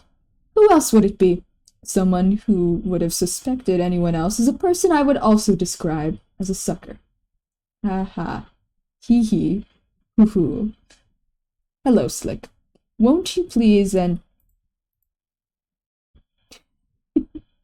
Oh, for heaven's Now see sake. here, get bonked, bitch. Oh my god. Jack, stop it. Jack. Slick? Which would you prefer I call you? It's one of the strange points of uncertainty which surrounds you. Maybe it is that you don't particularly care. Your flair is for the plain and serviceable, isn't it? Not much of your vanity is tied up in a name, I'd guess. Not going to tell me? Fine. I won't tell you my name either. Well, I might. If you would just show some manners and stop hitting me with that ridiculous horse hitcher. I won't crack no matter how senseless the drubbing. If only it were that simple. You're not going to stop, are you? It will be very difficult to discuss our points of mutual interest like this. I was prepared to go about it in a civilized way, even though I knew very well I would spend the first several minutes of our meeting sitting on the floor while being flogged. I've even prepared a bowl of candy for you, which I know you will enjoy. Courtesy is important, Jack. Do you have anything to say? Any form of communication you care to attempt beyond the sound iron makes against my head repeatedly? No, of course not. Brutal pipe What's murder that? failure. I know. So Damn. fucking pathetic. What's that? I see. You think you already know my name. You do not know my real name, Jack. Just as none of your adversaries on this planet know yours. You only know my nickname. It's a good nickname, too. Befitting of the passive gunslinger charged with initiating the break. I am my master's weapon. His soldier, in a war of one bullet fired. But when that bullet clears the barrel, it won't be my finger on the trigger. I'm a facilitator, not an assassin. Here. Jack, why don't you go help yourself to some candy over there on the table? There is something I need to take care of before we continue. I won't be long. That is the most unappealing bowl of candy I've ever seen in my entire fucking life. All of it is black licorice flavored. I fucking hate black licorice. Of course it's black licorice. Black licorice is disgusting. It's so Yeah, bad. that's why Duck Scratch has a whole bowl of it. Lovely. Yes, good. Placate yourself with Scotty Dog, Slick. My supply is bottomless. I am an excellent host. This is so sleep-coded. It's insane. It's extremely sleep-coded. It's like ridiculous. When I am finished with this minor interruption, we will resume our gentlemanly negotiation. I will proceed to beat you severely until you agree to do what I ask. I trust you won't take it personally. Now please excuse me. I have to talk to a teenage girl from another universe. Be a teenage girl from another universe. You cannot be a teenage girl from another universe, because you are too busy being a teenage girl from this universe. You are busy being Rosalind. Completely preoccupied with it, in fact. So preoccupied, you have been neglecting messages from some of your friends who are trying to contact you. But you have a lot of important stuff to do. You will get back to them later. Hester, informant. Oh, fuck. Oh, no. I've made a mistake. Oh, I mean, I've you made were a great doing the mistake. Doc Scratch narration, but Sleep has deigned me as the Doc Scratch when he is not here. Oh, shit, that's right. Okay, lovely. My voice is putting in work. It's quite warm here on Lohak. I think I've been patient enough. When will I receive further instruction? Now. So, I could have contacted you at any time? No. Only now. I came away with the impression from our last conversation that our next would take place on your invitation. I was being polite by waiting. Your inevitable impatience caused you to contact me again. Inevitability is my invitation. That's pretty smug. I am right to be smug. I am omniscient, extremely powerful, and very charming. Well, 2 out of 3 isn't bad. Can you use your limitless intelligence to figure out which ones I mean? That was clever. If I plead ignorance to the fact that you are denying my charisma, it invalidates my claim of omniscience. But if I must adhere to my all-knowing status, it forces me to validate the unfortunate reality that you are feigning the opinion that my demeanor is unpalatable. Not that it matters, because I have all 3 qualities, and you know it. This is stupid. Could we get to the point? Yes, I was about to say. We should hurry this along. My visitor is beginning to set things on fire. You have a visitor? Who? Some guy. I was joking anyway. I am not in a hurry at all. You tell jokes? Yes. Ha ha. So, your visitor isn't setting anything on fire, then? Oh, he most definitely is. He he. I'm not really getting this joke. I was joking about being in a hurry. From my perspective, this conversation is taking place in less than 1 second. I type very quickly. Hoo hoo. I thought you didn't lie. Aren't jokes essentially humorous lies? At least, those like the ones you just attempted. Jokes are only temporary lies. If the falsehood is never exposed, there is no punchline. If the punchline is never delivered, the lie is sealed forever, regardless of initial humorous intent. Lies are not very funny. I think if you're going to risk tarnishing your record of honesty, you should probably get better material. My joke was objectively funny. Who would know better than I? Okay, so you're saying an inaccurate statement doesn't count as a lie, as long as you say just kidding later. Basically. So does most of YouTube. What if Doc it's... Scratch should put up a YouTube apology. You better bring out the ukulele. What if it's much later? Is it still just a joke? No, that would be something closer to a prank. I don't play pranks very often. Are you allowed to lie about playing pranks? If I asked you if you were playing a prank on me, would you tell the truth? I'm allowed to do whatever I want. I choose to never lie. I also choose to tell jokes now and then and play some pranks quite sparingly. But I can say that I have never played a prank on you, and no statement I have made to you thus far, or will make in this conversation, will contain any trace of falsehood for the sake of setting up a joke or prank, with the exception of the joke I just made and another one I will make very soon. I'm starting to change my mind. Oh? Yes, I think your joke was funny in retrospect. Actually, your whole shtick is pretty good. I'm warming up to it. Yes, I knew it. Just to be clear, was the assurance you just made a prank or a joke? It was neither. It was the truth. Was that? Yes. The truth? Yes. Okay. Were you serious about wanting to die? Yes. Why? I'll tell you later. Why? Because you asked. But why not now? Because that piece of information would not fit elegantly into the sequence of our exchange at this moment. Then you know how this entire conversation will go? Yes. Is that true of all the conversations you have? Yes. Until, briefly, I don't. But the dark spots never last long. The truth disguises itself to me sometimes, which can be mildly frustrating, but it usually reveals itself quickly, much as if a punchline was delivered. It's a humorous dialogue I have with reality, and it is very amusing. Then why do you bother with the conversations? Obligation to predestination as usual? There is no obligation. It's a pleasure. It is? Gross! I've always had a soft spot for young ladies. That's a little creepy. No, it's not. Yes, it is. No, it's not. It kind of is. I have looked in. Ah! You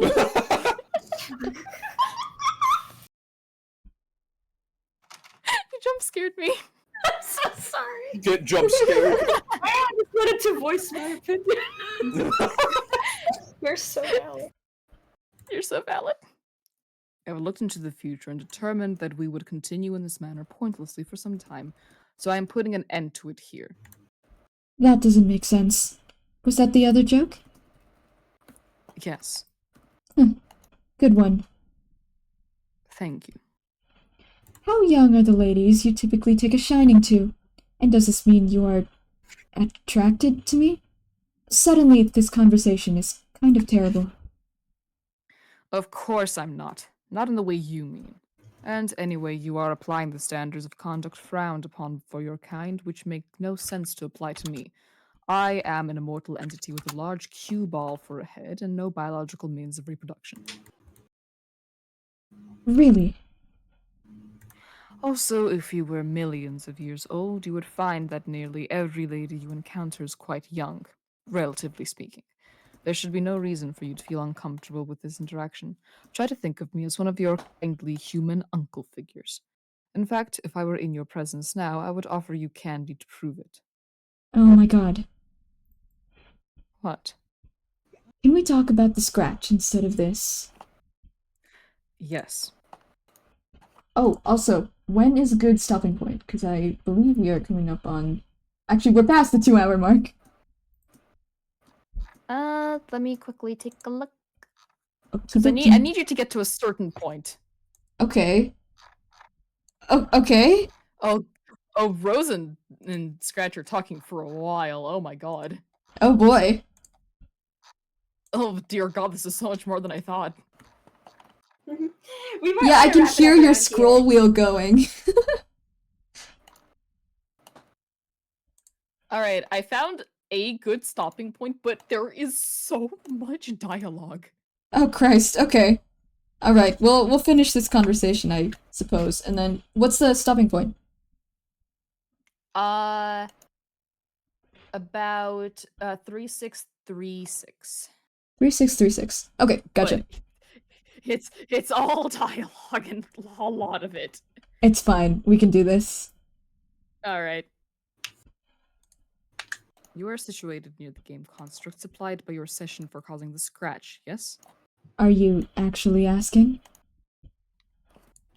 No, that was a fact, and then a question mark. Ah, well, yes, I am. It's a large plateau shaped like a record. It's called the Beat Mesa. I know.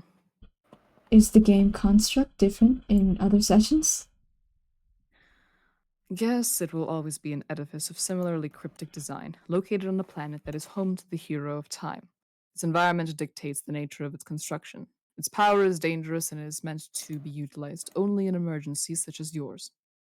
You mean in sessions where victory is no longer possible? Yes. Due to creating an unstoppable adversary who triggers the reckoning prematurely? Is that sort of emergency common? No, failure is common, but the composition of yours is quite atypical. Okay, then it's like a panic button for the players to push once they realize the cause is lost. Yes, but causing the scratch is not an easy task either. The construct must be destroyed in a very specific way to release its energy. The keeper of my ectobiological father began the process. It must be finished. Who? The guardian of the night of time. Dave's bro. Yes. How do I finish it? You don't. Not you, personally. Another will. You have something more important to attend to, remember? Oh, right. The green... Oh, wait. The green sun. Yes. I'd planned to take care of that later, once John had retrieved the tumor. Tumor. Whatever. No, that was tumor. Oh. Whatever. Because it's not attributed to TT. Your plan It's will have not to a change. tumor. Your plan will have to change. You aren't ready to cause a scratch yet. Like I said, it's difficult. What will the one who does it have to do? I should let them know. You will have to scratch the surface of the plateau across its full diameter. I see. This terminology can be very literal sometimes. You will require a certain needle to create a breach in the surface that will be adequate. I have needles. Your needles won't suffice. Then where do I get the ones that will? Again, you won't. This task is out of your hands. The needles must be acquired from the denizen of the Witch of Space. Her quills are very large and potent. They will be able to cause the scratch. This really seems more elaborate than you lead me to believe. I didn't lead you to believe anything. I told you to find the construct and await advisement on the scratch. The plans you were making were based on assumptions and fabrications of your imagination. You were writing more stories, much like those about your false magical men. I wish that I'd written in my private journal. I wish what I'd written in my private journals could be confined to your dark spots. I don't. I find your stories entertaining. You're being creepy again. No, I'm not. Besides, the White King agrees with me. What? For a seer, your vision of events surrounding you is rather limited. It's charming. Just, please, stop complimenting me. No.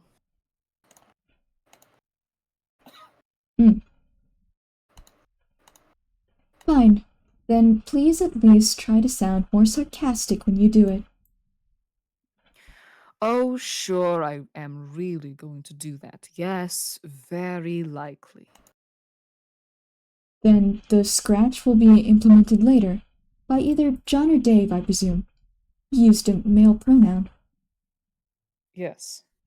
I guess it makes sense that it would happen later. My understanding is that Jack will not be banished from the session until near the end of the reckoning. Yes, Jack will exit your session later, but this has nothing to do with the scratch. Not directly, as you imply. I don't understand.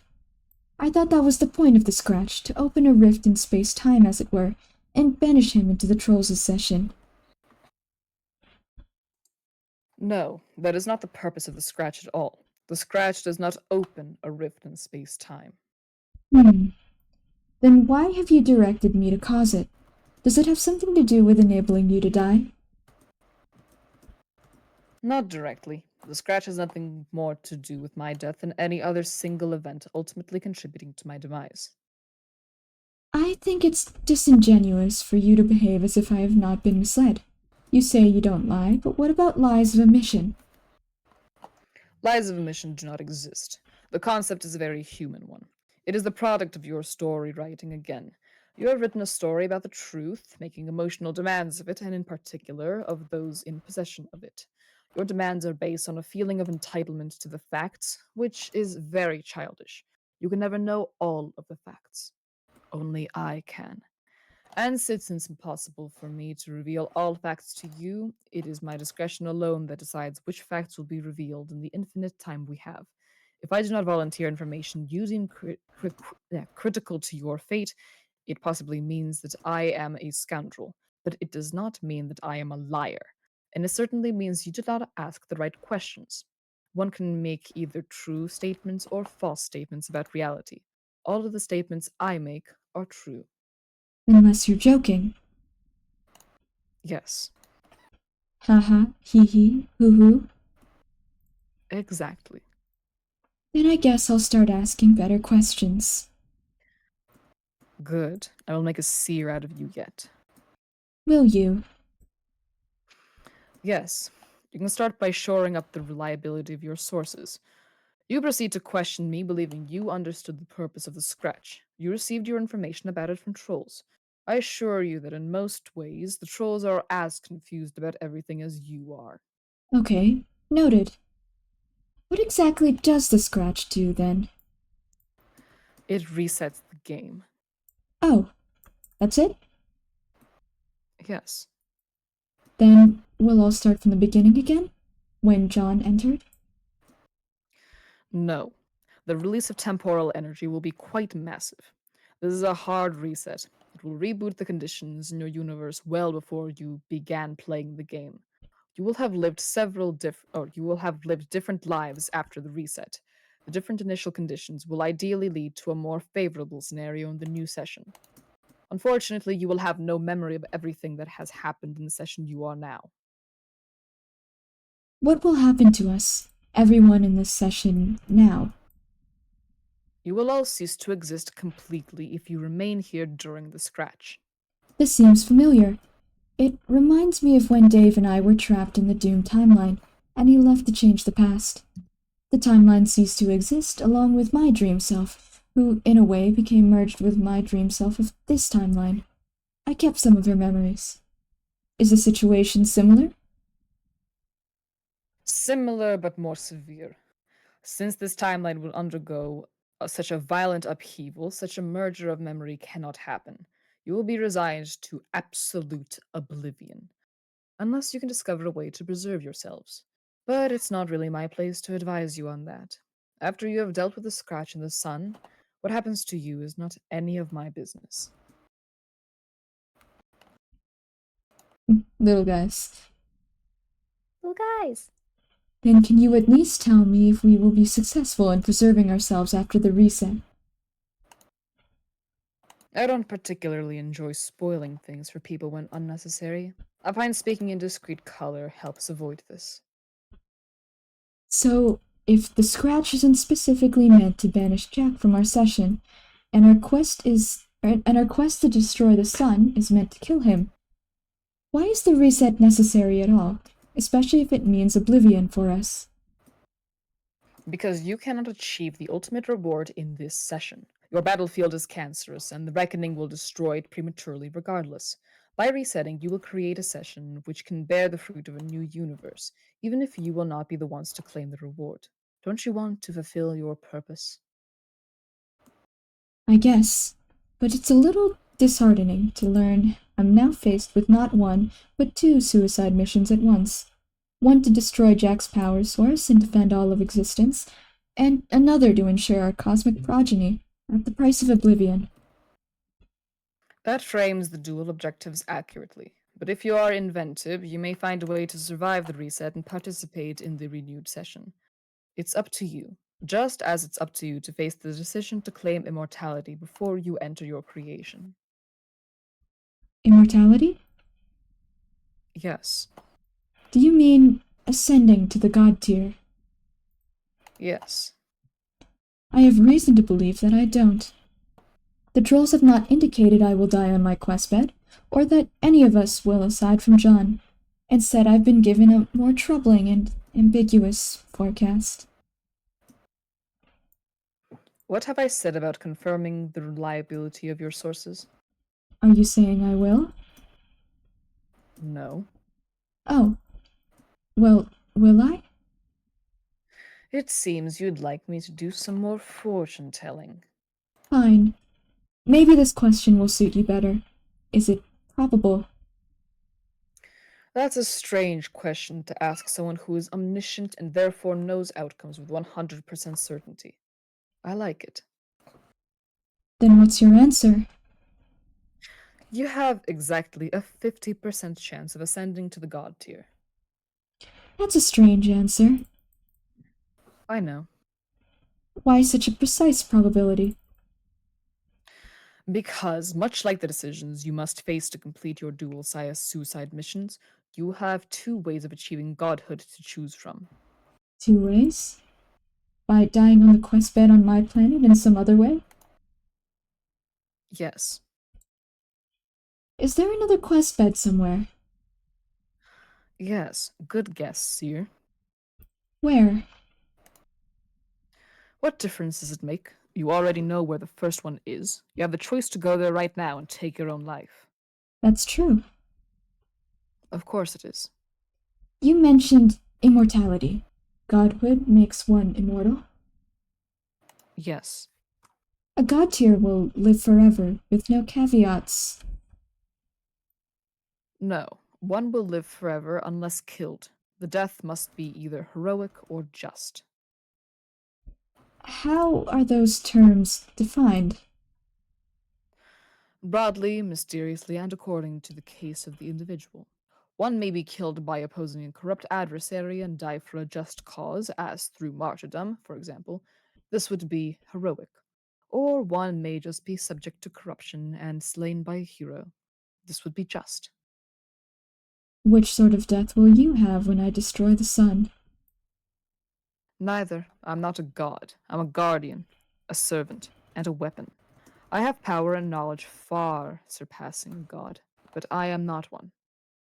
Is this when you are going to tell me why you want to die?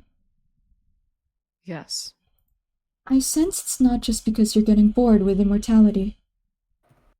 That's good. Your vision is becoming clearer. Then why? My master can't enter this universe until I am killed. Such is the nature of the break. That almost sounds like martyrdom. Are you sure it won't be a hero's death? Quite sure. My master is a very evil man. Who is he? I won't tell you his name, but he goes by the title Lord English. Lord English. Okay. I don't know who Lord English is, but I know who Jake English is, and this is very confusing to me.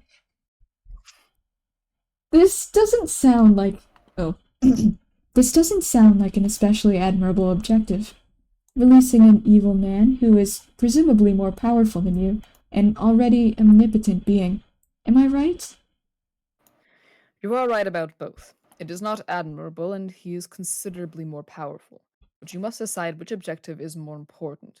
You may decide to attempt to destroy the sun and end my life. This will neutralize Jack, who is also much more powerful and dangerous than myself by virtue of the ring he wears, in addition to drawing energy from the same sun as I.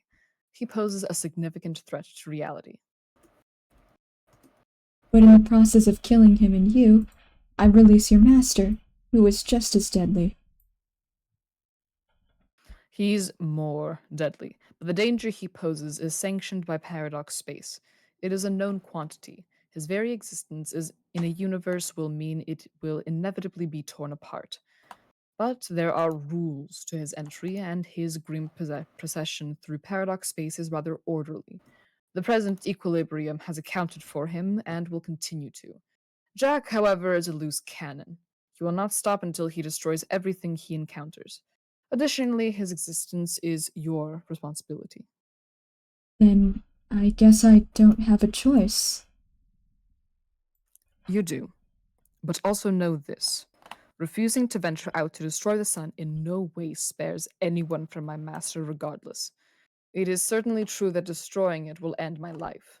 And it is certainly true that the tumor you will deliver to its location has enough power to destroy it completely. But it is not the only way to kill me. It is simply a way I have suggested to you, which doubles as a way to disarm Jack should you choose to go through with it. Instances of myself have spawned in countless universes, and my objective is always the same. I've never once failed to complete this objective, and I never will. There is nothing noble about taking a course of action you believe will prevent his arrival, because that is impossible. He will come. In fact, he is already here. Are you saying that I will succeed in the mission to destroy the sun? Are you asking for another palm reading? Hmm. You seem rather keen on acquiring a fortune from me, considering you are the one with the crystal ball. I'm just trying to ask as many questions as I can.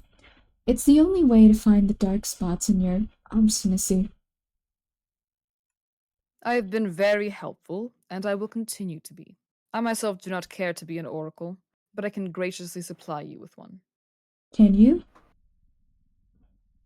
An eager consort has brought you one of my seeds. It appears you have amassed followers who wish to please you. How fortuitous. Receipts? The white orb. Oh, the cue ball. How did I not notice this?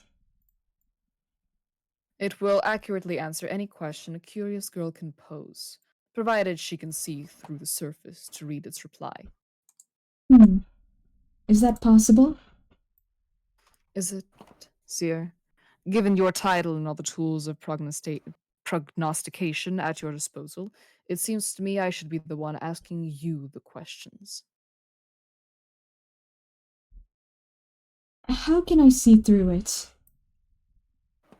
It seems you weren't listening, so I will state this again in the form of a question. Don't you think I should be asking the questions from now on? Yes, if you wanted to be disingenuous and irritating. Don't you think a clever person should be able to acquire information from someone who only asks questions? Then it's a challenge. I pass. Do you have a choice? What if I'm feeling a bit stubborn?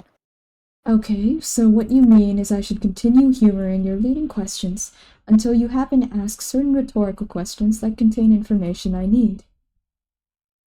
Was that a question? That was a fact. And then a period. How does a seer see? With a crystal ball? I already considered that. I don't think I can get the focus of the ball to zoom in tight enough on the cue ball's enclosure to read the answers. How else does she see? By other magical means, I guess. Should I use magic? Do you believe in magic? Magic is real. I've been using it. Are you sure? Use whatever word you want to describe it. I have magic wands, they are very powerful, and they allow me to be magic. Your questions are silly. What makes you convinced the wands are responsible for your abilities? Because I did not have the abilities before I made them. Could this be circumstantial? Could it? Is there an echo? Is there an echo? He? I don't know what you're getting at. How about another leading question? What did you combine to make those wands? Some stuff. Knitting needles, an inexpensive figurine of some fictional fellow with long whiskers, a simple textbook on the zoologically dubious. Why would this mundane combination of objects grant a child such an alarming mastery over dark forces all at once? I'm guessing this is one of the rhetorical questions meant to be informative. So then, my answer should affirm how ridiculous that sounds, shouldn't it? Maybe. That wasn't even a question. Yes, it was. Okay. Magic is fake, the wands are useless toys, and there is something else going on.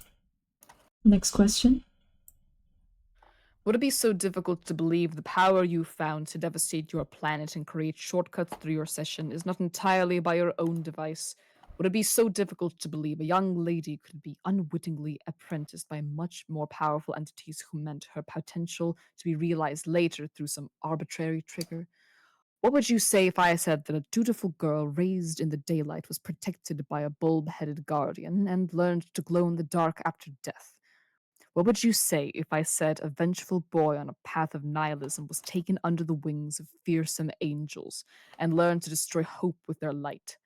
What would you say if I said a revered girl enamored by what dwelt in shadow was selected by the horror terrors for service and did their bidding at every step while convinced of her own autonomy?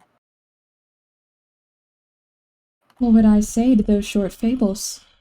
Not much, except I gather the third is a story about me, and that there's a lesson you'd like me to take from it, that I should renounce my allegiance before my grim dark corruption is absolute. And while I'm at it, I should discard these useless wands, because apparently the power was in my little black heart all along. Is that right? Won't you have the drive to give up your specibus to the one who causes the scratch regardless? How else will the young man wield that great big needle? I don't know. If you say so.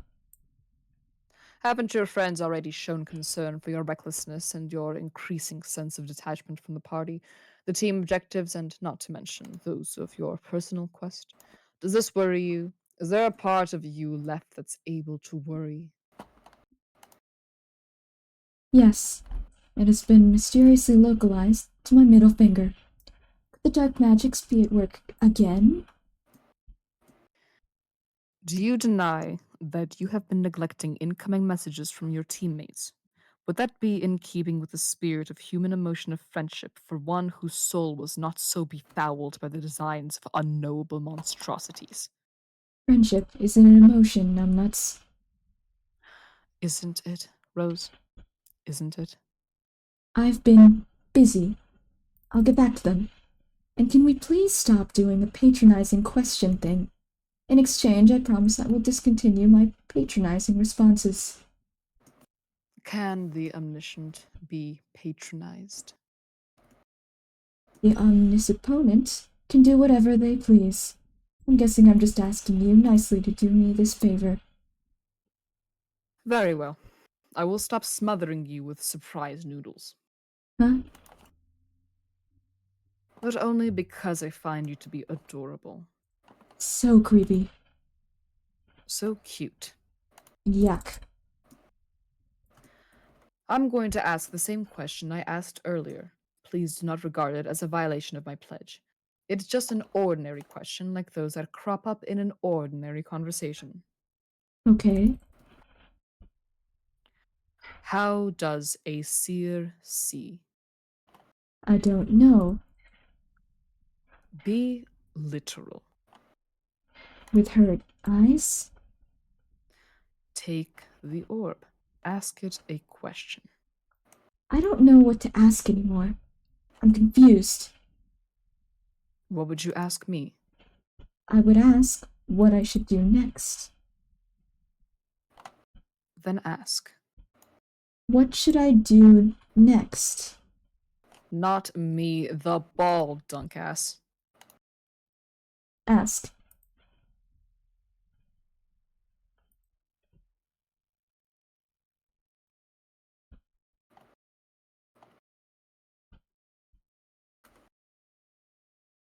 Answer.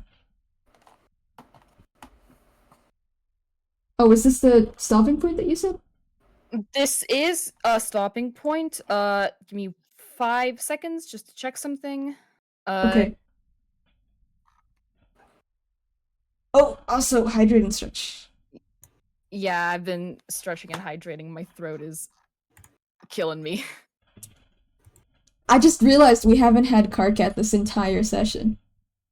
No, Carcat's been gone. He's been gone. They fucking killed him. The one stream you can actually escape the Carcat allegations. I know, isn't it crazy? This feels great. I mean, you still can't, but... Dude, I've been so calm and patient this entire fucking time, so don't say that I'm not escaping the fucking Carcat allegations, because I have, this entire time, and you just set me off right now, which pisses me off even more, because I was doing so fucking well this entire goddamn fucking time. And it was you, it's always fucking you, you're just setting me off on purpose, I just fucking know it! Shut the fuck up! You know what? You fucking deserve that crotch kick, Gamzee! That's what you fucking get for all those fucking murders! I wish it killed you, actually! I wish it fucking killed you! And then we could be just done with all the fucking honking! You'll never escape the honks, Carcat. I'm starting to realize that, yes! Alright, Aster. Hello. Here's the deal. We have 2 more conversation blocks that we could get through if you so wish, because we have an S upcoming. Well, less of an S and more of an event. Close enough. An event. Okay. In about 3 pages. Oh god. Okay, I kind of want to see that event. Alright, okay. We'll get to the event then. And that would be the perfect stopping point. And okay, lovely. Cliffhanger. What? Oh god, you're gonna cliffhanger me! There's always a fucking cliffhanger! Okay, that one wasn't even intentional. That... Carcaster strikes again. Carcaster strikes again. Shut the fuck up! I'm trying to voice Rose! Sorry for the delayed response. Answering seems to be what to do right now. Muff. Oh, hi. Rose, jeez. Finally! You sure seem to be absorbed in whatever you're doing on that computer. Were you talking to someone? Oh, right. I forgot I gave you the code for the crystal ball. And here I was thinking I could safely delay responding to messages without seeming like an ass, the way it usually works. Oops. Oh, no, I don't blame you for not responding. You must be very upset. Are you okay? Why would I be upset? Because, I figured you would have found out by now, but I guess you still don't know. Know what? About John's dad and your mom? Rose? Hello? Oh no.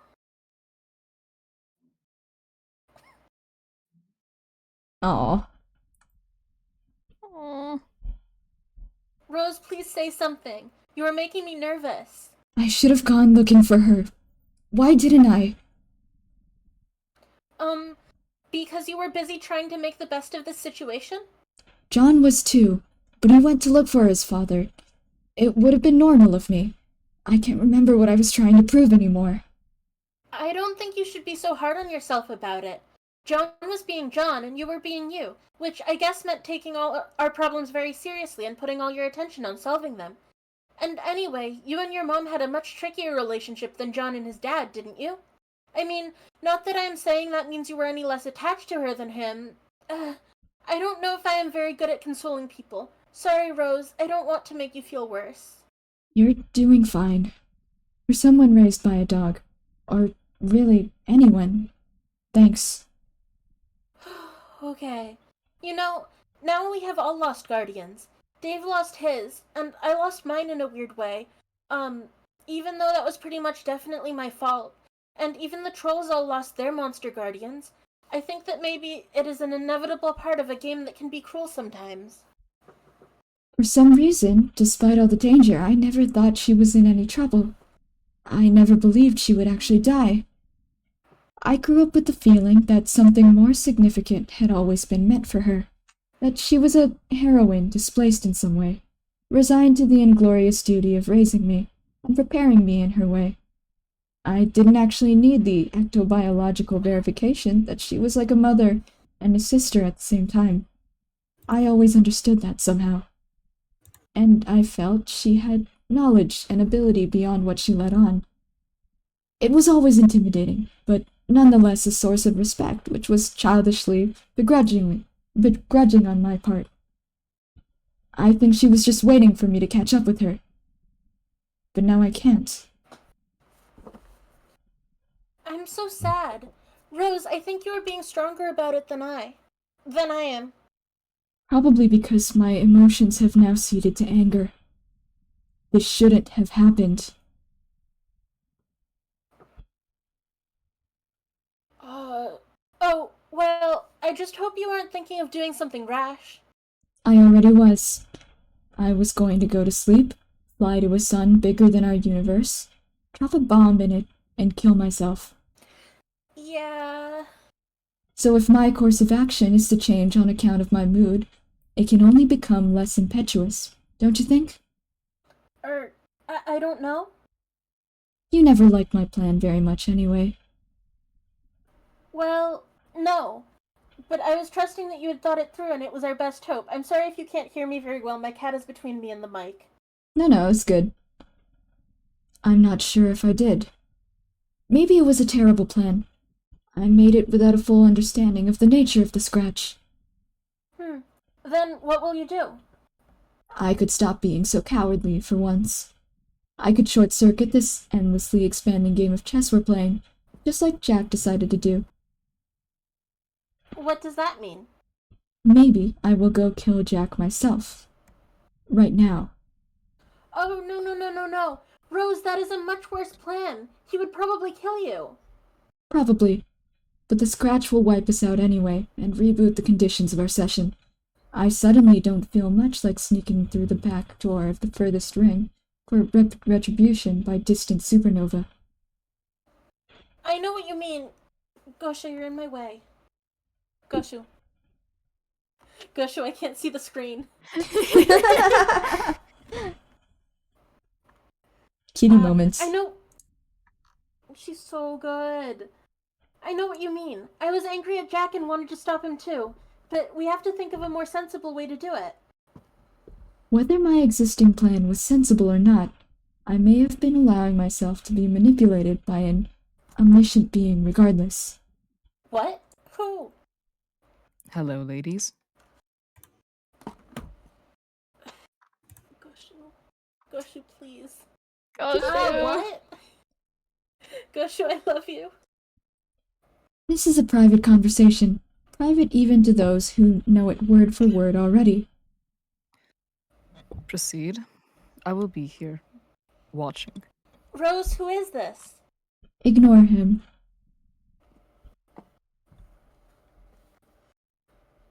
I don't even know what's going on anymore.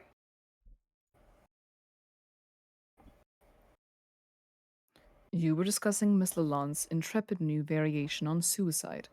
As one with a passion for the subject, I'm intrigued. Shh. Anyway, if it's true the gods have selected me for my service, maybe the power they've given me will be sufficient. Maybe they wanted me to kill him all along. He. Shh. Please don't, Rose. I know you are angry, but you aren't thinking straight. But I am. I'm fully aware I'll probably die and fail. Scratch happens, we start fresh. No recollection, no problem. No. Jade, as an ambassador of Skya, but maybe you'd be willing to talk some sense into your friend. You should understand she's been corrupted by various entities with some rather questionable motives. Rose, maybe White Text Guy is right. The Dark Gods gave you all those powers and seem to be helping us with dream bubbles and stuff. But what if they are not actually good? You're enormous, ugly, and live in darkness. That doesn't necessarily make them bad. No, but I still don't trust them. If only there were a way to make this determination with certainty. Through a reliable source within reach, for instance, at this exact moment. Perhaps one that is spherical and devastatingly handsome. Devastatingly handsome is quite a description for it. What's this weirdo talking about? The cue ball. Oh yeah, I noticed you found it. I was worried it had been destroyed when my room blew up. Is he saying you can use it? Yes, and he is right. OMG, does it work? It advised me to talk to you just now, so I guess so. Then maybe you should try it. Yes, Rose, listen to Jade. She is far less manipulative than I. What are you suggesting I ask it? Well, since we don't know much about the gods, why don't you ask it about them? So you're saying I should ask if the gods are evil? I guess that is a way to put it. Even though at this point neither of you is highlighting my text to read it, this idea gets my vote. Go ahead. Ask, seer. Ask.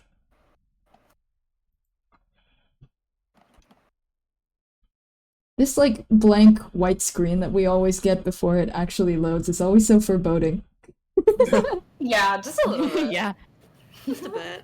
Just a little bit. Well, we're asking.